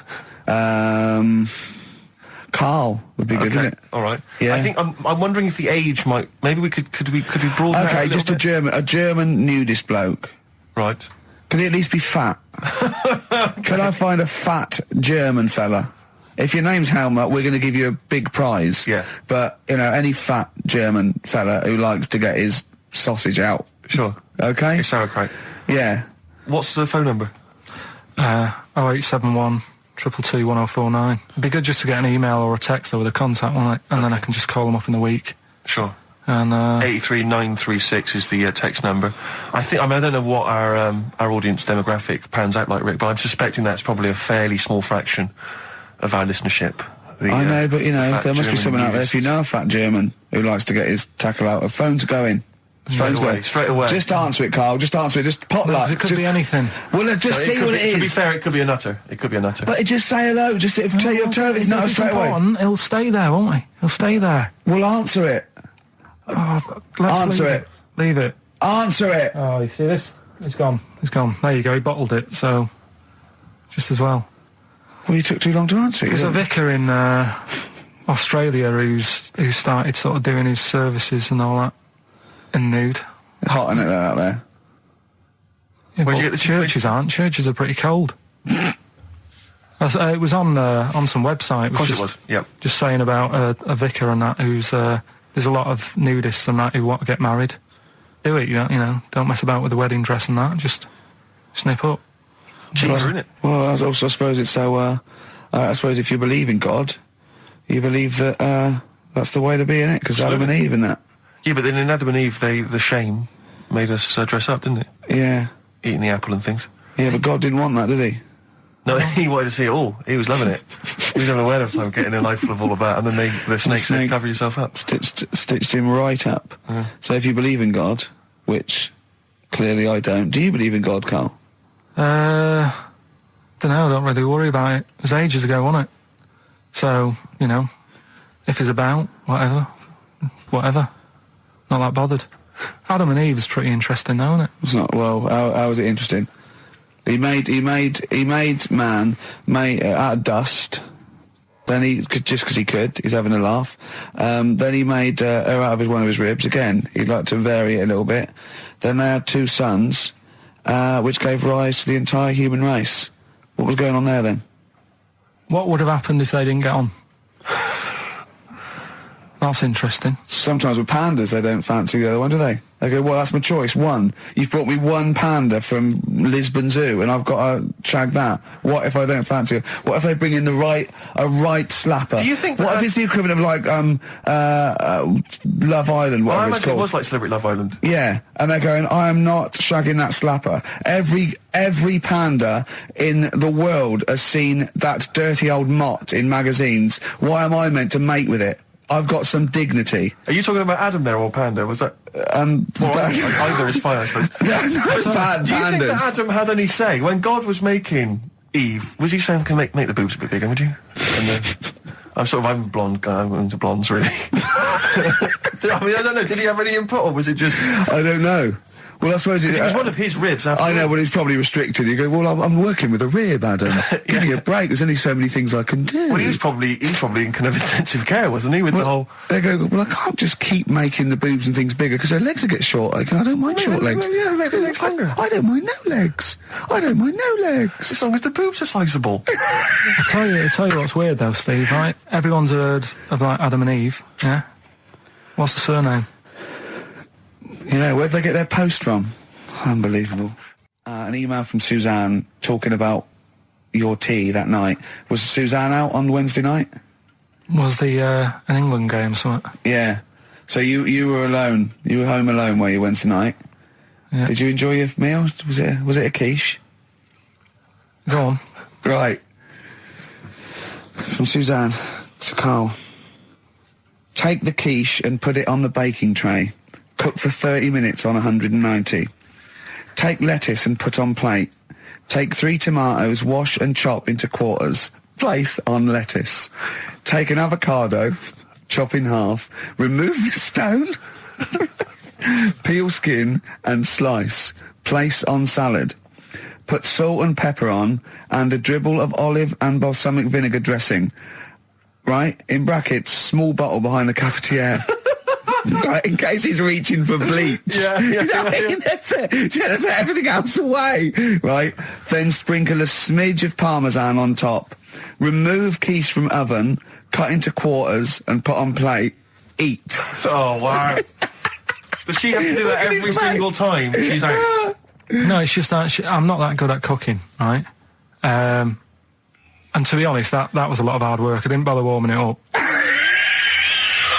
And I did without the avocado. Why? Too much messing about. He didn't even do that with instructions. It was too much. But yeah, I'm not that good at cooking. And Did you That's not cooking though, is it, Carl? That's heating up a slicing. quiche.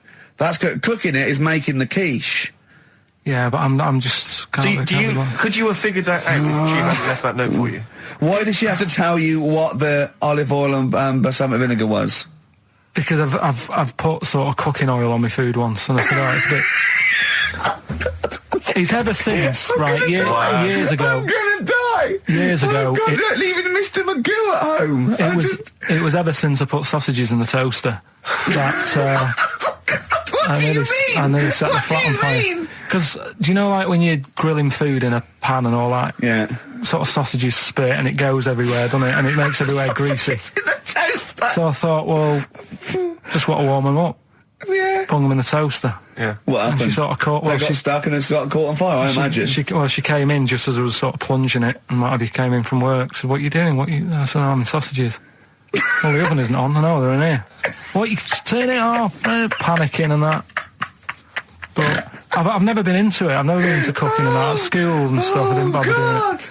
Oh, every time Suzanne comes home, she must think, please be the house still there. Yeah. Please not let me hear a fire engine as I come round this corner. Oh, God. She comes and goes, oh, God, thank God. I bet she's always happy to see you when she gets home and you haven't burned the place down or introduced some howler monkeys or something. Unbelievable. What I find extraordinary is there are people who are in sort of care in the community who don't need instructions on how to prepare food. Oh, they do. They can do it. Yeah, you show them once. Yeah, they do. Whatever you do, don't put sausages in the toaster, Johnny.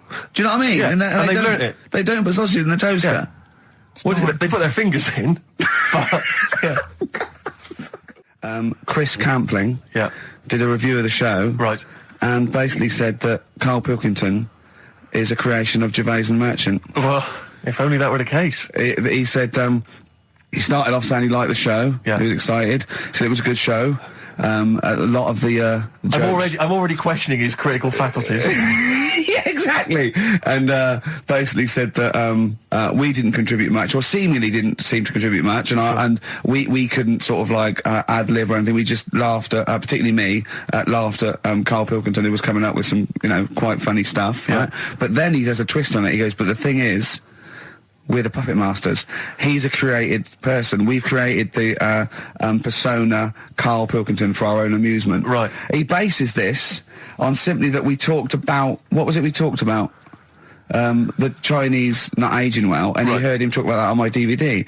But clearly I say, Karl, remember when you were talking like that? It's a news, or remember in the week, and so he thinks it's all scripted now. Imagine if this show was scripted. I'd be ashamed. Yeah. If this show was scripted, I would send back the BAFTAs for the actual shows we've written, and I would say... I'm not having a go at Chris Campling. He's nice about our other work. He likes The Office, and he likes my stand-up and everything, and he likes the show, but he's saying... Because we're not spontaneous, we scripted this and invented Karl. So he's like, we've invented another Gareth. If we had created Karl, I would not have squandered a character that good on this poxy radio station. Absolutely. Also, does he know that we spend about 3 months on half an hour script? So how long does 2 hours of drivel? But the main thing is, as if this could be scripted, it's dreadful. It's shocking. Or maybe this is scripted. Hang on, you've lost me there. Let me just check the script. Maybe Chris Campling does not exist. Maybe I've made him up. I don't know what to believe. See, the name doesn't wash with me. What was his name? Chris Campling. Sounds odd. That's something that I made up, isn't it? Campling's almost like a joke. It's almost like a gay name, isn't it? Oh, he's a Campling. So I think this is scripted. Yeah. I think I've probably made this whole link up, and Karl is a creation. Campling, that's not a real name. No. I made it up. I should have come up with something better. Yeah. Sorry. Down to the River by Bruce Springsteen on XFM 104.9. So, that little fella in the Times thought Karl was just a puppet. We created him. He's an actor.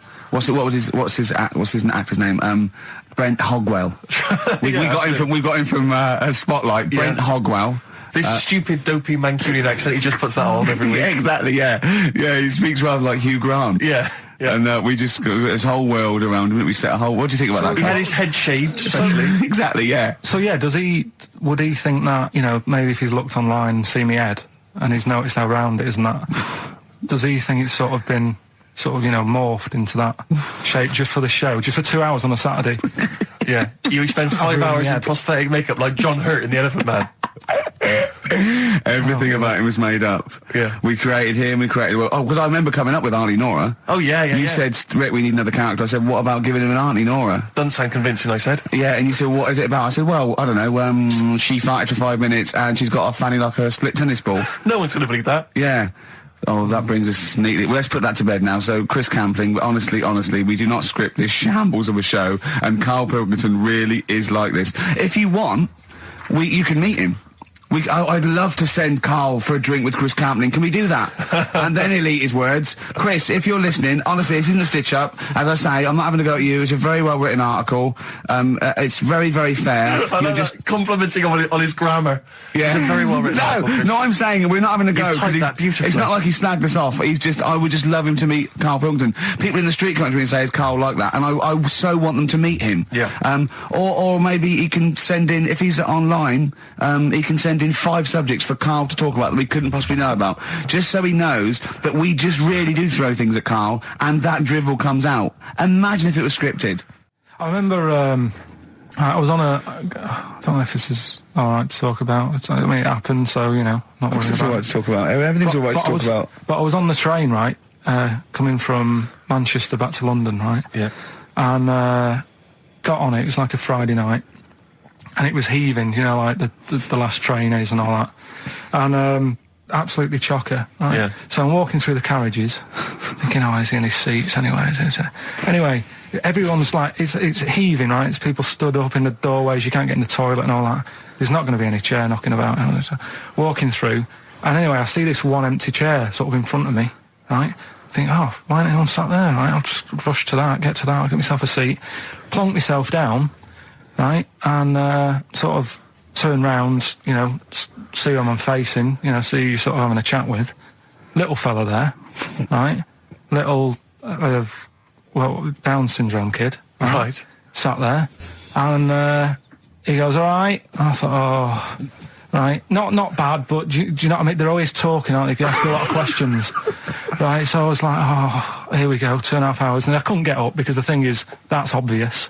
Sure. Right? So that's like mean. I'd never want to be mean, do you know what I mean? No. At the end of the day. So anyway, so I think, I know, I'll go to sleep. Clever. Right, so I shut my eyes, and he leaves me alone and that. So then my phone goes, and I think, right, what do I do? Do I ignore it, or do I open my eyes and see what it is? Anyway, I open my eyes. It's Ricky calling about something, about nothing probably. Actually thinking about it, wasn't even worth answering. Right. So anyway, but I'm awake now, aren't I? So he's like, "Hello," and I'm like, "All right, mate." And he says, "You're muscly." Right. Oh God! And I said, yeah. And he goes, why? So I said, no, just am. It's again stressing me out because I was thinking, why am I muscly? I don't go to the gym. And I'm not muscly. I'm in good shape and that. Well, so then he wants an arm wrestle. On a crammed train from Manchester, so I've got another hour and a half of this. When you talk back, he'd soon have got up and left. If you'd have started asking him questions, he'd have got up and left with the drivel you come out with. So anyway, do you know when you're under pressure, you're thinking, well, he's said that I'm muscly, right? So do I do it or not? What? And there's people watching, not joining in, not sort of having a laugh and that with me, just like watching but pretending they're not. Oh, and I'm God. at one of those table seats, and he kept saying, come on, I want to arm wrestle. So, and he was getting loud, and I thought, I best just have an arm wrestle. What do you mean? What do you mean? I best just have an arm wrestle. Well, what do you mean? Get it over and done with. I had to. If he's going to keep asking, I had another hour and a half on the train. Oh God. So anyway. Oh my God. I'm thinking who won. Well, I'm thinking, were people putting bets on? How was it working? It was stopped, and just as well, really. What do you mean it was stopped? Was it game? No. He was winning. I was struggling a bit, right? Yeah. And he was really taking my arm down. And then he sort of let go and started laughing. And I thought, thank God he let go, because I would have made. You know what I mean? If I lost that, everyone's in the train looking, and all the rest of it. It's suddenly serious to him. He's got to win this. Anyway. Pilkington. But then he just, then we were chatting about favourite food and that. He likes sausages. And I said, he said, do you like sausages? I said, yeah, they're all right. I like a bit of Chinese and that as well. And he was saying, I can't have Chinese. Not allowed Chinese. Why? Don't know. He just said, it's not allowed to have it. But yeah, I had a good long chat about stuff and that. But so you enjoyed it in the end? In the end, it was all right. Yeah, it's just. What do you expect? Okay. No, but it's that thing, isn't it? It's whenever you're faced with something different, it's always awkward, isn't it? And that's the thing. You're talking about him now, are you? And I think I did all right because everyone else was ignoring him, but I probably made his day pretty good. Yeah. We were a nice bloke. I like the idea that newlywed couple are probably thinking that's going to be a similar journey down to Cornwall. Did you have to have that thing done where they say, what side do you wear your member? What side you dress? They don't say what side you wear your member. That would hardly be a euphemism, would it? So they say what side you dress, sir. It means what side your little John Thomas leans, doesn't it, on rest, usually to the left, isn't it? Your little left testicles. If I said to you now, what side do you wear? On? Do you know? It would be left. It would be the left. That's what I mean. If standing there, right, with nothing restricting it or holding it in or holding it up, right? It sort of leans. Your one ball is sort of like slightly back and lower, isn't it? And your little John Thomas rests there, so it's left. And the reason they ask it is so they don't put the tape measure up on the left and squash your willy or touch your willy. So it's nothing to do with you'll need a bit more room of sort of more material on that side, or. Well, no, I don't think they compensate. It's just when they when they stick that up into your groin, they don't want to come in contact with your little. The thing is, I don't know what side I wear stuff on. I just sort of pull my pants up and wherever it wants to go that day. But maybe it's not big enough to sort of make any, real decision. But now, I'm sat here right with my jeans on. I don't know where I am. Well, that's clear from hearing you talk. No, but what I mean is, if a fella said to me, "What side are you? What side's your member on?" Member. What is this? What is this? The use of the word member suddenly? I'd go. Well, it's not. It's usually not appropriate. And also, I imagine in the old days they had big baggy pants that used to sort of hang down. And now, like with those stretchy boxers and briefs, it's sort of held up in a nice neat little parcel, isn't it? So it's probably not appropriate. It doesn't come in contact with your little snake. So, Did you ever? What have you ever heard that? Are you telling me a tailor has asked you that and you went, "What do you mean, mate?" No, I've never. I've not really had one made to measure. I had one made when I was a kid, but since then I've sort of bought a suit off the hook. But when you were saying about buying a suit, I know that question sort of crops up, and I don't know what the answer is. It just annoys me the way I don't know. There's no surprises anymore. Do you know what I mean? People know. What do you mean? He's going to go, right, I'm going to measure you now. Which side shall I measure? Go, well, pot luck, go on, have a look. Right, there you go. Oh, you got it. You checked me out. What do you mean there's no surprises anymore? What are you talking about? Everything you say is a surprise. Everything you say. Every opinion you have is a surprise to me. What I mean is, why aren't people just happy just to go, well, depends, doesn't it? I'll just pull the pants up wherever it wants to go. I'm happy. What do you mean? Why is this such a big issue? But Carl, when they ask you this question, they're not making a note of it somewhere. It's not statistical research to find out what the kind of common leaning is. It's a question so he doesn't touch it when he's using his tape measure. Just be careful. But he is being careful by asking the question. But what's wrong with him touching it anyway? It's only like a slight... Fair enough. But if he just sort of, knocks it a little bit, you can just go... Do that again? To me, it's the same as the prostate thing. It's just happening all over again. But the doctor doesn't go, oh, what side's your arse on, sir? Trying to avoid the arse. He wants to go, he knows where your arse is and he's aiming for it and he wants to get it up there. He's aiming for it for a good cause. This little fella's going, well, I've got to measure his leg. I don't want to touch the knob. I'll just ask him, sir, do you mind telling me where your cock is so I can avoid it? It's a big difference. But like I'm saying to you, I'd have to have a look first to let him know. I don't know where it is now. I don't know. It could be the left, could be the right. Are you telling me you don't know where your knob is without now? looking? Well, what do you mean without looking? How could... Well, you're saying it as if like... Should we have a guess? Well, have a look and tell us where it is. What are you wearing? What sort of pants are you wearing? I've got my jeans on. But you got pants on underneath them? Yeah. What are they? Briefs or boxer shorts? Boxer shorts. Boxer shorts. Well, it's probably free, but the jeans are probably strict in it. I think it's probably either in the middle, dressed in, or just slightly to the left. Have a look. We'll tell the listeners after the break where's Carl's knob. It's a good competition. Oh, brilliant! We've got to send this to the Sony Awards people. Well, big question. Where was Carl's knob? That's what people have been hanging on for. Yeah. Where was it? Well, I can't believe people have been texting in. Hey, what, guessing where it is? People saying, is it in the middle? Is it in the left? It cost them 10p. It cost them 10p to find out. Just wait, I'm going to give out the answer. You don't win anything, right? Like, strike it lucky. Right? Bottom or middle? Right. It was to the left. Oh! Yeah. I went with the right. That's annoying. See, I thought it would be to the left. If not, maybe if it was all scrunched up, sitting on your lap right, it might just pop up to the middle. Just pop out, like, Well, next week we'll be finding out where yours is. Where's Ricky's bollocks? Right then, which leads us nicely into... Knob news. Oh, it's the welcome return of knob news. Right, okay, it's very much like the news at 10, this, isn't it? I do a bong, or in this case a schlong, and he gives me the headlines, the knob news of the day. Where have you collected all this knob news? Was there a lot of knob news this week? It was mental this week. The amount of stuff. The way it works, you give us the bong, I'll give you the headline. Okay. Steve decides which stories we're going to talk about. And now on XFM, knob news. Schlong. Man grows knob on his arm. Schlong. Man gets doctors to make him a second knob. Schlong.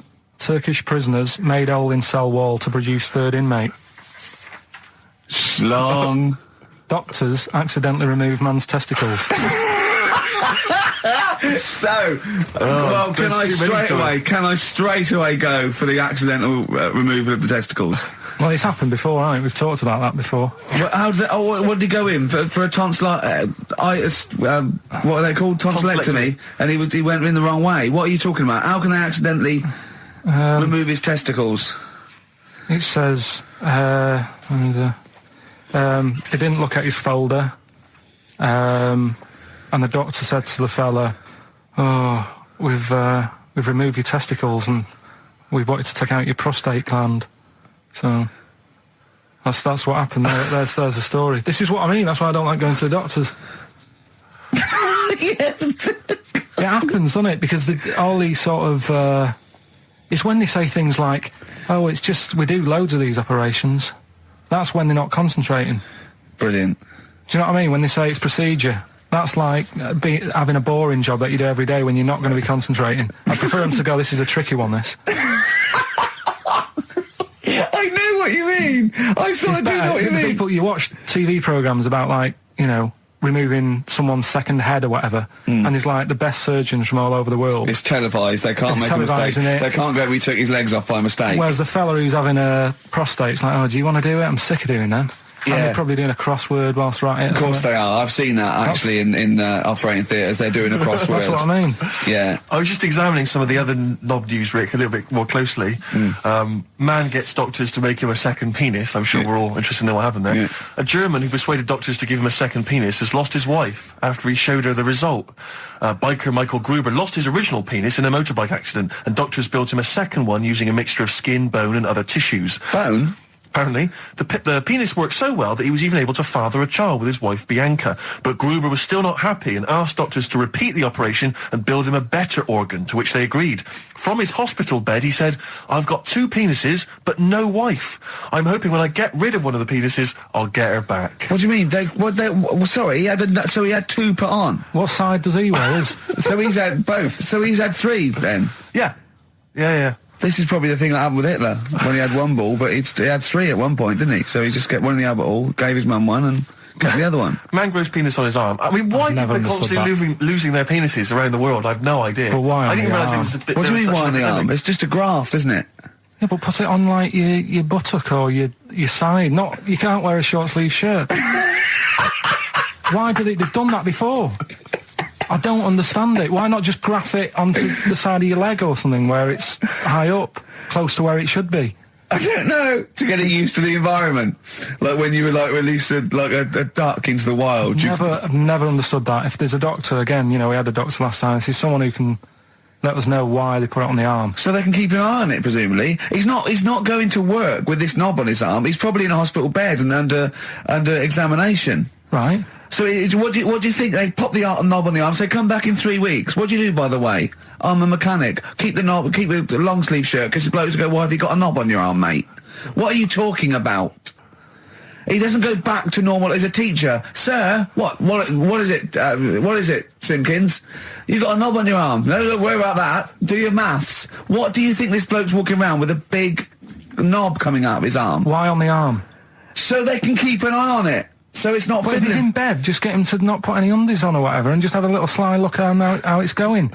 Even in hospital, if you're in a shared, like, little hospital room, people going, oh, I've had heart problems, what's your problem? He's there with his arm out. He's got his knob out! Yeah, but I don't think it counts as indecent exposure when they're grafting a knob on your arm, sticking that up the bed. Imagine if he's driving, he's just got it out the window. People driving by. Yeah. At the end Is that bloke giving me the finger?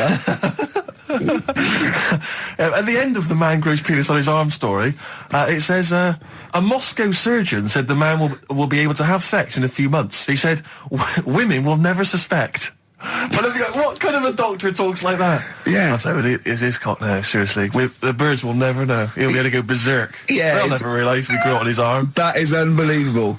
Will he have a little scar on his arm, do you think? Yeah, I don't get it. Like I say, 83936 if there's a doctor out there. Or indeed if you've ever grown... Or a tailor. Making you a shirt. What side do you wear your cock on, sir? It's on my left arm. Oh, chimpanzee that monkey news. Right. There's this monkey, right? Yeah. And it had been, do you know you hear about monkeys being badly treated and stuff like that? Yeah. So, anyway, it goes into this home. It's 14, this monkey. It's called Matty, right? Goes into this home where it's looked after. What do you mean, home? Just like, just a little monkey home, right? Okay, so zoo.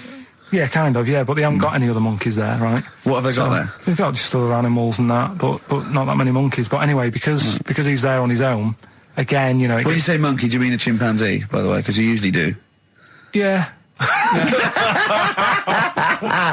can't believe that journalist thought this was scripted. Amazing. So anyway, yeah. So it gets sort of pally with the people working there and that, and it's smoking fags, it's having a drink at night and all this, right? What do you mean it's having a drink at night? How? It's all here, Steve. I mean, we haven't really got time, but Well, don't say it's all here like it's proof. You've got another stupid story that someone has put onto the internet. Someone sitting at home in their bedroom has put onto the internet. So it's having a fag, it's drinking a lovely glass of Bang Rock Station. Yeah, the wine that's perfect for a barbecue. Yeah. Anyway, it's loving life, it's forgetting about its past and everything, right?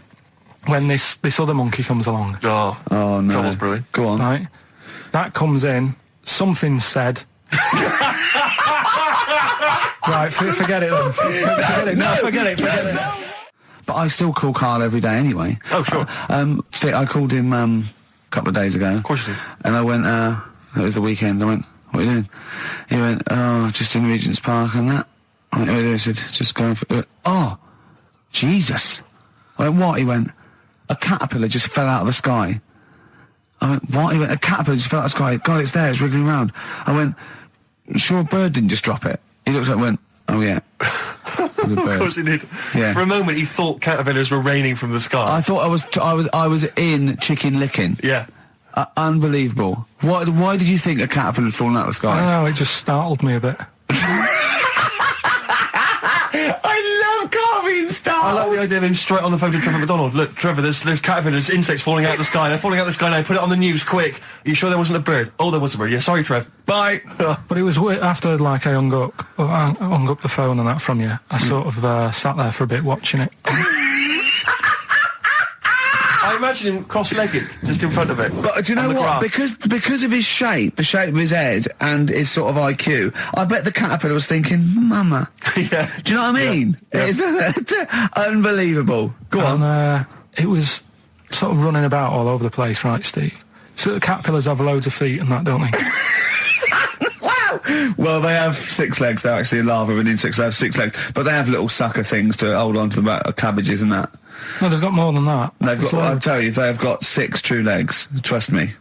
Trust me, I'm a scientist. And you were thinking what, Karl? Well, But they've got little pods. They've got little pseudo pod legs and little suckers. Yeah. But it was running about like everywhere, right, mental, but sort of running off to the left, and then it sort of went back to where it was, then back, went right and what have you. I'm just thinking, whoever gave them the legs, right?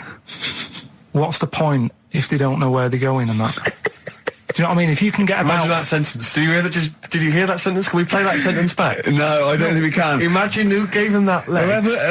Whoever gave him them legs, what's the point if they don't know where they're going and that? And that. Always and that. And that. But maybe you just, to be fair to the caterpillar, with all its legs, okay, and you know where it's going, it had just been plucked from its house by a bird, shot up into the sky, and then dropped from 80 feet, hitting the ground. Onto the head of a weird, bald-shaved monkey.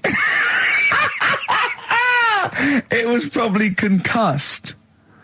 Yeah, it's one of them things again, though. But it still knew more about the world than you. How does that make you feel? I just think it's a waste of time having all them feet. It's the same thing as the... Now it's got feet now. It has a nightmare buying shoes, doesn't it? Another holiday. Well, it wasn't holiday. Well, it was. You had 5 days off work. Why isn't it holiday? You had 5 days not working for a living. You know how many days holiday gets a year now?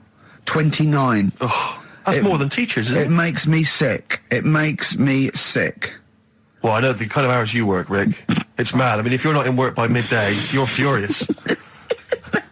No, but I mean, I'm always... 29's normal for the normal working person. Yeah, but, And anyway, it wasn't a proper holiday. I went to see my mum and dad. It's nice to see them and everything, but it's not holiday, is it? Why? It's not going away. It's not getting on a plane, is it? Going away. Oh, is that definitely a holiday? What happened before 1950? I don't know. People used to go... Yeah, exactly. People used to go to Blackpool or Brighton. That was holiday.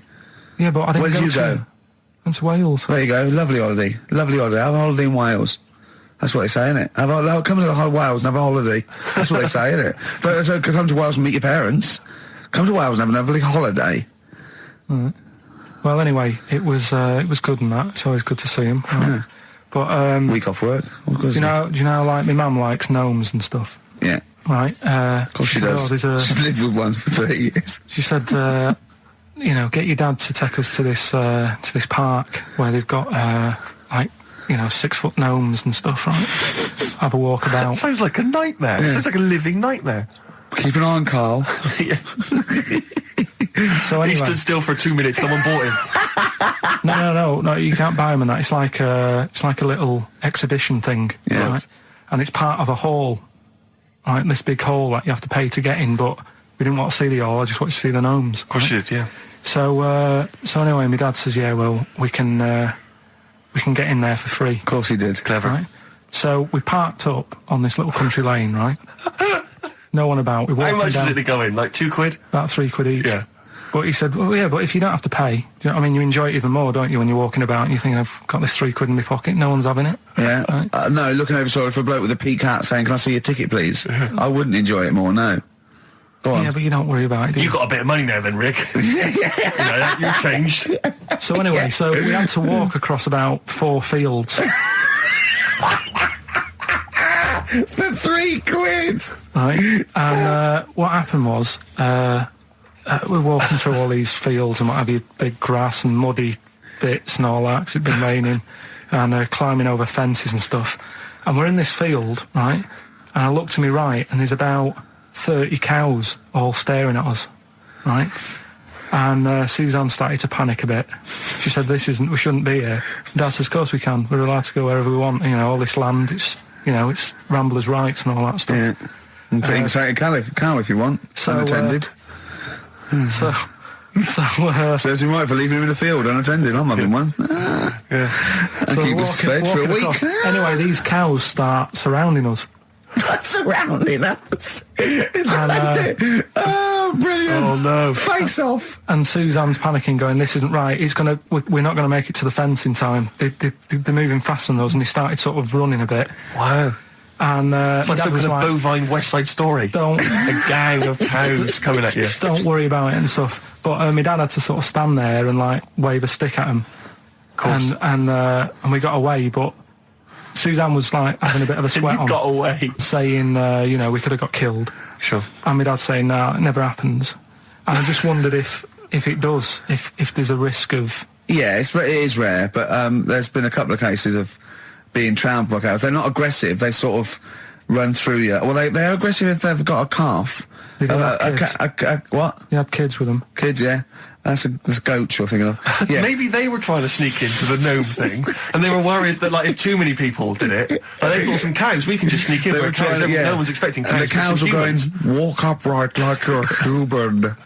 Don't walk upright. They thought you'd blow their cover. Yeah. People have been killed by cows before. Yeah, that was the highlight, and then...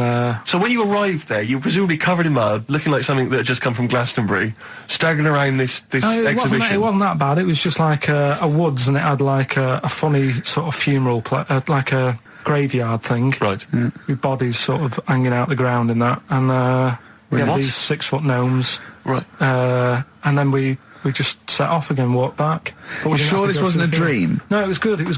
But then I got back, right, Steve, and called up Ricky. I said, right, are you about? Have a chat and that. So he said, I'll just come round. It's a nice day. Have a drink and what have you. So I got round there at about 6:30, right? Go up to his door, knock on his door, right? He stood there with his tackle out. Oh. Yeah, what did you make of that? What was wrong with that? What do you mean, what's wrong with that? Why were you looking at it? Why were you looking at it? I tried not to look at it.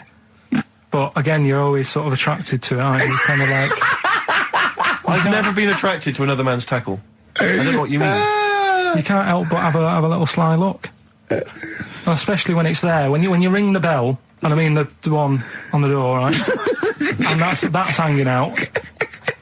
And does he dress to the left or the right?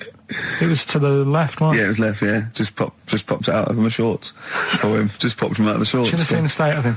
Shorts on, no top, cigar. Looked like someone out of The Sopranos. It was a mess. Yeah. And then... we sat on the balcony drinking wine, didn't we? Did you pop it back in, or was it still... Yeah, I popped it straight back in. I've got the laugh. Sure. I've got the laugh I wanted. Yeah. He walked in, he went, it's not that hot. Straight away, it's not that hot. Oh, brilliant. then, was that knob news, or is there more? No, it's got more knob news. That's just a on there. taster. Just a taster. Listen, let's play some average. Let's play some great music, and maybe we should have some early knob news. Early knob news coming up. XFM. We talked about it before. Do you know the little mouse that had an ear on its back? Yeah. Sure. Right. Well, you thought he had a bad time, right? Listen to this one. Mouse walking about with us sort of wearing a monkey's testicle. They're just having a laugh. This is what I mean about a lot of scientists. What are they doing? When's that going to come in handy? I don't know what you mean. Well, they were seeing if, say if a fella loses one, right? Yeah. Hitler or whatever. And they go, well, don't worry about it. We can sort you out. I don't know what the monkey's going to do. I don't know if they keep passing them on or whatever. But the actual monkey testicle was put on the mouse. And it worked. It worked for the mouse. But isn't it... I mean, isn't a monkey's testicle quite large in relation to a mouse? Would it not look like the mouse was on a space hopper or something? Oh, yeah, it didn't look good. Well, they didn't put it where its testicles would be. No, they did. They put it... Well, how could it walk then? The ear was on his back, so he could just get about. Well, I don't know. But Well, you don't know, do you? You just guessed. Did they grow the monkey's testicles where the mouse testicles it looked would... stupid anywhere else, though, wouldn't it? Oh, whereas a mouse with monkey testicles, that's fine. You'd be showing off. You'd be all right. I'd prefer that than the ear. When that mouse gets put back in with the other mice, do the other mice go, George, you look different. Have you had anything done? But the weird thing is, as well, apparently it still works as a monkey. What? So, like, what are you talking about? Like the sperm and that was it was still sort of monkey. Of course sperm. it was. What are you talking about? But that's weird. But what, Carl? What? But what do you? It's only a thing to give it nutrients. That's all the thing they're testing. It's like grafting at that level. Right.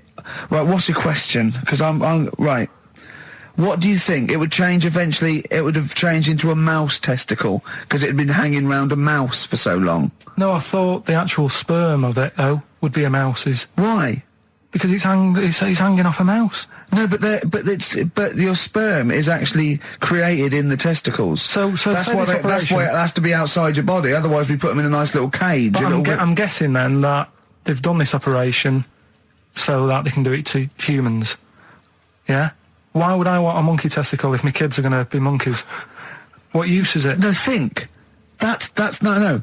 That's going to happen anyway, Carl. No, yeah, but think. Think of what you're saying. They've grown a monkey testicle on a mouse to see if it would still function as a monkey's testicle, okay? So they can do that to humans. So think, Carl. What they'd do is they'd grow a human testicle on a mouse and it could still be used as a human testicle. So what? To give you a testicle that you've lost. From a mouse? No, from another person who it was kept alive on a mouse. Because it's kept the nutrients alive, as opposed to keeping it deep freeze. Maybe bollocks go off after a week. I don't know. Maybe they get accidents. He had a little a card. Do you donate your testicles? Yeah, I'll tell you what. No one needs testicles yet. Let's keep them on a mouse.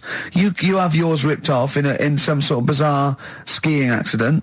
You go, well, you're in a Battersea dog town.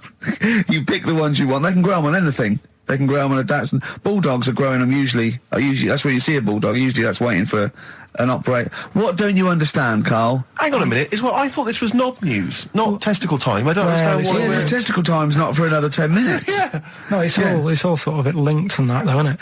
Well, sometimes it's linked to a mouse. But what do you think about, like, I don't know, testing stuff out like that? Is it worth it? Could you not just go straight from... But listen, Carl, I'm getting this information from you. No, if this was on Question Time and someone said there were, Dimbleby and Paxman or whatever said it, I'd think about it as a moral dilemma. You've just said you saw a mouse with a monkey testicle. What do you think of that? I don't think anything of it. I don't think anything of it is the answer, Carl, because I can't trust the info. I cannot trust anything that comes out of your mouth. Well, it's true, but it's just all this... It's the same thing, innit? It's the leeches in a blender. It's the fella looking at an electron. Yeah. It's the mouse with an ear on its back. Yeah. I don't know what the point is. But you don't read on. Because I've seen you read something and you're going, look at that. Man survives on eating knee. And I go, what else? You go, yeah, I didn't read on. I didn't read on. You look at the mouse with the ear on the back and you just think, that must be murder at a concert. You don't think. You don't think. No, I just think, is it worth sort of wasting You think he swallowed someone's ear? He gnawed it away and swallowed it and it's just in his system? Yeah. No, I just get a bit sad about the mice and that. I agree. I mean, that is sad, yeah. Of course, anything like that. And the story, it's all sort of, you know, how he's being pushed about by his wife. That's not literally. By his wife, she's wheeling him about. What do you mean? She's wheeling him about. They go to a party. Everyone sort of looks round and looks at him. What makes you think that he's in a wheelchair? What's the clues? What's the words? There's loads of little things. There's like I say, something about his wife walking around with me and all that. Well, of course she is. She's pushing him about. But walking around. If someone said, "Oh, she was walking around with me," I'd think they were both walking around. There's a few. But that's not. There must be another. There must be a reason why you suddenly thought that fella's in a wheelchair. Right. My wife's walking around with me. Put on your makeup, and I feel alright. No, and she's always saying, "Do you feel all right?" And that she's always asking him how he is. Yeah, but she's just listen. Let me play it, right? And try and picture the scene, right? But now I'm only thinking of a little fella in a wheelchair. Well, have a listen to it, and you know, just everything that's been said. Okay. Understand why I'm thinking what I'm thinking. No, never. Right, you ready? Yeah. No clue yet. Yeah. He's just sat there watching, probably. No. There's no. Waiting until he's done. No? Yeah, no clue. Okay. No, that's all right. Right, that's just a woman getting ready, and he's fine. Yeah, he's just sat there, and he's got a great pair of legs. Right, well, he's sat there in the wheelchair. No, he's not in a wheelchair. Listen. Right. Yeah. Everybody looks at him. No, her. He's saying she turns heads. Walking around with him. Yeah, walking around with me. We're both walking around. Are you all right? Yeah, nice thing to say. He's all right. Right? Yeah, he is all right because he's got a great pair of legs. Right, he might not have any legs in that, but he's happy. He has got legs. Right. He has got legs. I don't know why you think he's in a wheelchair. There's no clue whatsoever. It seems to be based solely on, do you feel all right? Yeah. Which she's just saying that because they're together at a party. Maybe he doesn't know anyone else there. Leg. Right? So he can't drive. Because he's drunk, probably. He's had a great time. He's been dancing. Puts him to bed. Because he's drunk. Well, is he though? He's turned out the light. His hands work. Is that it? Yeah, there's no clue. But the thing is, that's what I'm picturing. But that doesn't mean it happened. You picture people that are half man, half moth. It doesn't mean it's possible. Do you know what I mean, Carl? What you think is usually not true. Suzanne is totally right. There is no reason. I have never, ever thought that Eric Clapton was singing about a little fella in a wheelchair. And the one clue in that, there's two, isn't there? Are you all right? Oh, let me say that, little cripple. Right, and I'll give her the car keys. Oh, why is she driving? He ain't got any legs. Pushing him around and that. No, pushing him around. So we'll do one more next week then. So wristbands work. I saw one in a shop window the other day which said, stop child abuse. And I bought one, obviously, because a lot of people say, does it make a difference? But it was only £1, and I'd only spent it on kiddie porn. So, I think I've made a little difference there in a small way. On a serious note, though, I like the idea that child abuse. If you're a paedophile and you're walking along the street in your Mac, right? You got a puppy in one hand, a bag of sweets in the other, and you see this wristband, and you go, "Oh, stop it." Oh, okay then. Yeah, I hadn't thought before. That's what you think. Okay, fair enough. Yeah. I won't be doing that again. Yeah, he was hanging around in Topshop for unsavoury reasons. He saw them in there for only £1. What do you mean your fortunes are on the up? Anyway, DJ. Well, I'll tell you, I was hired. Well, I say hired. I did it as a favour to a friend. His wedding the other week. And I got there, I was thinking, because everyone had their little role to play, and then people were doing a good job. I love you taking it seriously. And I spent ages putting together some CDs, special selection CDs. I love that! Because what I did was I burned them on iTunes. Did you turn up with your own headphones round your neck? Own headphones, wearing a suit, but headphones. Metal case. Didn't need it, just had them all in one small box. Brilliant. Boom. I thought this is good stuff. I got some classics here. Give me an example. Give me an example of that, like the first hour, the warm-up hour. Rick, I'm coming straight in with Frankie Valli, Oh What a Night. Brilliant track. I mean, when those beats start at the beginning, who's not getting on the dance floor? Wait a minute, what's this following it up? Go on. It's the Jacksons. What, I Want You Back? I Want You Back. Brilliant. It sounds good at the moment, Carl. Yeah. So I'm thinking, at least I'm gonna roar this back because they laid on a good spread. The ceremony was nice, food was nice. I'm thinking this is going to be the piece de resistance. Yeah. Alarm bell started ringing. Why? When I realised there was a marquee outside. Of course, it's a balmy summer evening. I'm stuck inside on the dance floor, so I'm thinking I'm going to be struggling here to get them in. Even with flavours like this, I thought I'd struggle, Rick. So I'm sat there in my suit. I'm sat behind this little DJ console. I got to all the big numbers. There's one or two people making some token effort, but frankly, most people are outside everywhere. No. I was livid. Of course, they couldn't hear it out there. So I was playing to an empty room, really, and I was furious. I was absolutely furious. Because, I mean, what is, they're wasting my time. They're wasting now. I could have just stuck the CD on and got out. They're wasting Frankie Valli's. Frankie Valli's time. They're wasting the Jackson 5's time. They're wasting, D-Light's time. Yeah, yeah. And so I'm sat there, and there's a couple of people making a cursory effort. Mainly when they come to get a drink from the bar, they might have a little quick, couple of twos. You shout, we don't want your not interested. All of you or no one. All of you or no one at all. And then there's a microphone set up because people have been doing speeches. This little girl gets on the mic, right? It's being funneled through the speaker system. So every time I put my headphones on... Miss Dynamite, was it? It wasn't sadly Miss Dynamite, although she decided to have a little go at MCing. She was screeching a little head How off. old is she? Oh, I don't know, 8 or 9. At their most annoying. when children are their most annoying, because they got a bit of confidence there. They're a bit cocky. They're not shy anymore. They're a bit arrogant. Yeah. She's screeching her head off, so I'm playing, and she doesn't know it. Your face! I'm playing into the groove. No one's getting into the groove because she's going mental. She's just going, what's this? I don't know what this is. Play something I know. I'm thinking I haven't got any bloody DJ Otsu or Crazy Frog. I'm not going to play what you... So she's just screeching along, ruining it for everyone. I say everyone, there was no one there. So she was ruining it for me. I bet you were really I'm angry. furious. But of course as well, every time she screeched, it went through my headphones. So, of course, and then her dad comes along, right? And I'm thinking, all right, he's seen what's happening. Just imagine you in your suit, sweating, getting annoyed at someone ruining your set that no one's listening to. I think, her dad's coming over. He's going to put pay to this. He's realised that, she's causing a disturbance. He comes over there, joins in. No. Sits her on his lap. He's just saying, she's having a whale of a time. I'm thinking I'm furious. I'm thinking it's his responsibility to shut her up. He's not going to do anything. What can I do? I can't step in. No. And I know very well that if I interfere, he's going to say, oh, well, she's enjoying herself and no one's dancing anyway, and we've just got into a fracas. Yeah. And I didn't want to start a fight. No. Because I don't know, but he'd have knocked you out, wouldn't he? Someone would have got knocked out. And I'm not saying who it would have been, but, but to bear in mind, Rick, there would have been 2 of them. And so I didn't want to get into a fight with him. And anyway, so I'm playing. Anyway, so my friend came along. He realised what was happening, and I didn't have the guts to unplug the microphone because he'd have known. You see. Yeah. So I got my friend to do it when she had her back turned. So he pulled the plug out. The microphone went dead. She went, "What's going on?" I went, "I don't know what you're talking about." I said, "I don't know." She said, "Where's the microphone?" I said, "You must have broken it." I don't know what's going on. Someone will probably make you pay for that.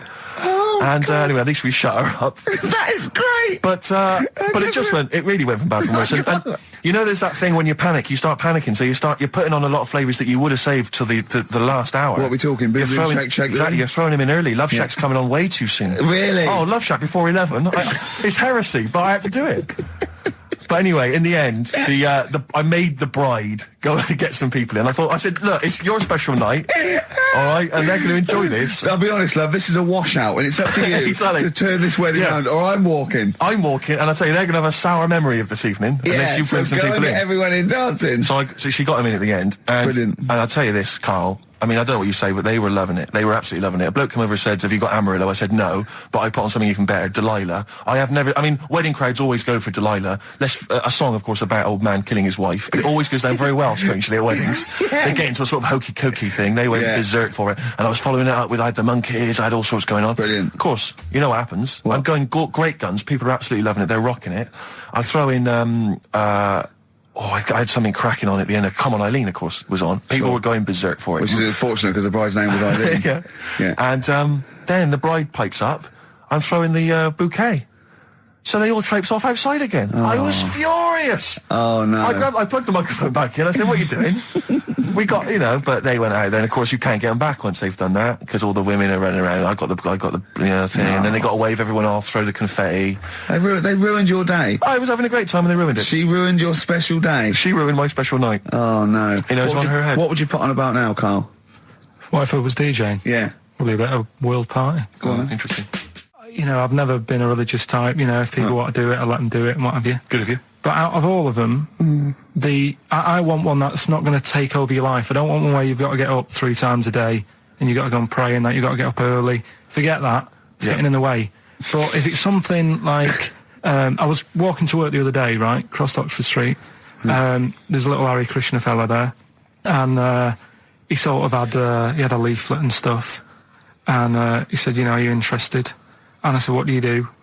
And he said, well, we're against getting stressed out and what have you. And he gave me a plum. They hand out food for some reason. But I sort of asked a few questions. Just the imagery. These 2 bold people, one of which is wearing an orange smock, holding a plum in the middle. He hands the other one a plum. It's almost like you can imagine some kind of religious painting. Exactly. Yeah. But what is their sort of main thing? Because he didn't really tell me that much. He was a Japanese bloke, so I didn't know what he was saying that much. Why? He wasn't speaking English? Not very well. He wasn't the best sales bloke to send out for them, is what I'm saying. Yeah. But what's that? Are they? You're saying they're nothing like? Well, I believe Hare Krishna is a kind of as an offshoot of a sort of Buddhist faith. It is. I think they are Buddhist, aren't they? Yeah, and obviously their kind of trademark, as it were, is that they have to say. I believe they have to say Hare Krishna, Hare Krishna in a certain rhythm, in a certain order, a certain amount of times per day. That's why you see them walking down the street saying Hare Krishna, Hare Krishna, because it's actually a sort of religious chant which they're obliged to do. So you see, even if you go into the Hare Krishna faith, you may find yourself, in Tesco or whatever, forced to say Hare Krishna, Hare Krishna. Perhaps out loud, not just thinking it. Yeah, no, out loud. You can put it on an iPod and you can put that on an iPod. That doesn't count. No, I think you have to actually say it. So I guess that kind of eats into your social life a little bit. And there's the wearing orange as well. Particularly frustrating, I imagine, if you're in a cinema or a library. A little bit awkward there, midway through. Or Star Wars, you live next door to a bloke called Hare Krishna, who constantly thinks you're calling him. Yeah, that probably. Yeah, so that's in this. I mean, I don't think we've quite done the Hare Krishna faith its full service there, but so interesting to you. I mean, you got handed a plum. You've been treated well by them. Yeah, well, but he couldn't tell. I just wanted to know how much time it would take up. What are the benefits? What can you do? What can I think the benefits are they probably don't get stressed out. They've probably got that sort of that zen, that chi-ness about them, where they try and interact and quite meditative. Yeah. Yeah. I've got some nice trainers as well, don't they, with their orange. What are you looking for then in a faith, Carl? You say what are the benefits? I mean, obviously Catholicism, you get the communion wine and bread, so... Yeah, but I can afford that. Right. Probably, just, I like the Crusaders. I was forced into joining that as a kid, because a mate sort of joined it, and he sort of said, are you joining? I sort of swore at him. I said, I'm not doing that. Right. Yeah. He said, right, if you don't come with me, I'll tell your mum that you just swore. So I was like, oh. So I went. So I went along, and I used to just go on the Friday when they played, Sabutio and stuff. And then I went on one Sunday, and it was totally different. There was no Sabutio. There was no sort of, table tennis. The thing where you hold a thing and knock things over. Skittles. There was all that on a Friday. Went on the Sunday, it was rubbish. He said, right, sit down in this room. They gave me a Bible. Thought, this looks too heavy, this is too big. I'm not interested in this book. And I never went again. I used to hide on a Sunday when they came round. And that's been the only sort of... I suddenly, why did it suddenly turn out to have to hide on a Sunday when they're coming round? Because they wouldn't leave. They wouldn't leave. Who was it? Were they adults? It was well, he seemed like an adult to me at the time, but he was probably about 27. Well, that is an adult.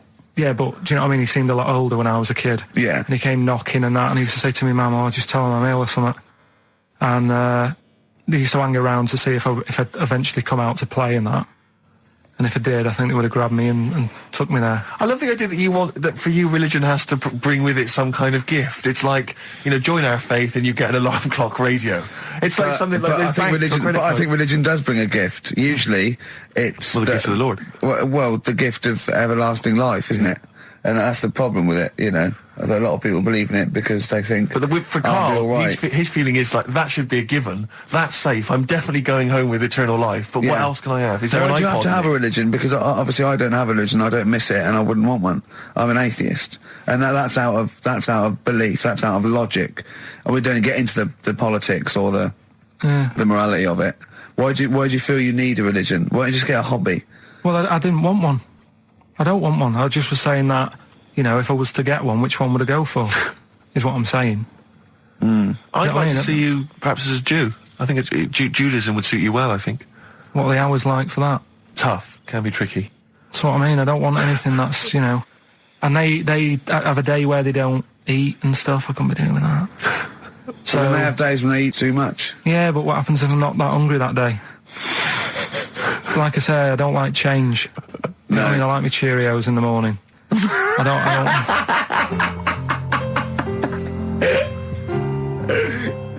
feel drained today. Do you? Go on. This is the strangest radio show in the world. Yeah. Isn't it? Yeah. Because when we can do that, we can talk about this and go, I feel drained today. Just like he's not... Like, no one's listening. Because that's the sort of thing you say socially and no one listens. Like, just when you're watching up, I feel drained today. It's rhetorical. Yeah. You're not expecting anyone, not even your loved ones, to go, oh, really? They just go, that. But to do it live on air, no one's listening. What I mean is just give us a jingle. But the exactly. But the truth is, the contempt we have for our poor listeners is unbelievable. The listeners aren't listening, and we don't want to be here. So it really is one of the most pointless things ever. No, would have been quite happy to do a full show. But you know what? The flow of it's just. I would love to listen to this back in 10 years. This actual show. Let's keep this forever. Let's keep this show forever. The show we went early. We were bored. It was a day we're trying to save Africa, but we're a little bit annoyed that no one's listening. Right. Right, once and for all, the final monkey news of the year. Oh, go on. What were you going to say? No, I was just going to say, if you're not into the Live 8 and you're gay, you're not listening, because you're on a walk. Right, okay. Right. Oh, chimpanzee that monkey news. Right, there's this card game going on, right? in the big hotel in Vegas. Right. The Luxor Hotel in Vegas. Yeah. It's a major card game. All the big players and that were involved. Right, they're all invited. Anyway, so they all meet up in this dark room at the back of the. Oh, there we go, dark room. At the back they didn't work. They didn't see the little 4-foot hairy fella. So it was brilliant at poker. Like I say, it's a big game, and that everyone's been waiting for it. So it's played in the back room, not in the main entrance bit, right? So anyway, like I say, it's dark in there and what have you, and the players went in. There was already someone sat in there, right? Right. But they couldn't quite see Was him. he a short, hairy bloke with slightly longer arms than legs? Couldn't see him. Were his arms slightly longer than his legs, strangely enough? Was he holding his hand of cards with his feet? Anyway. So the cards were dealt, right? Cards were dealt, game's going on. His cards with his feet! Game went on for hours, right? No one's listening. The terrible thing is that not even we're listening to Karl now. I know. Literally no one is listening to Karl. There was a lot of smoking going on. It's going on. A lot of eating and nuts going on. That was a bit weird because they don't normally get through as many, but for this night. So, come on, let's just play Bruce. Goodbye, everybody. See you maybe at Christmas time. Goodbye. Right. That's the end. That's the end of the discussion. I'm serious. That's the end of it, definitely, because it was dreadful. Do you know what I mean? It's not. Do you know what I mean, Steve? Yeah. It's quite funny, but that was awful. I mean, we've apologised for that so many times. I know we've come back. It though, don't they? No, they don't like it. They don't like it because it's like it. That's too. That's people. No. That's the end of that. So you enjoyed it in the end? In the end, it was all right. Yeah. It's just. What do you expect? Okay. No, but it's that thing, isn't it? It's always whenever you're faced with something different, it's always awkward, isn't it? And that's the thing. And I think I did all right. We were a nice bloke. Karl, say goodbye and say it nicely, like you're happy. See you later. Oh, is that the best you can do? That's Goodbye. it. Yeah, Goodbye. see you next time. Bye.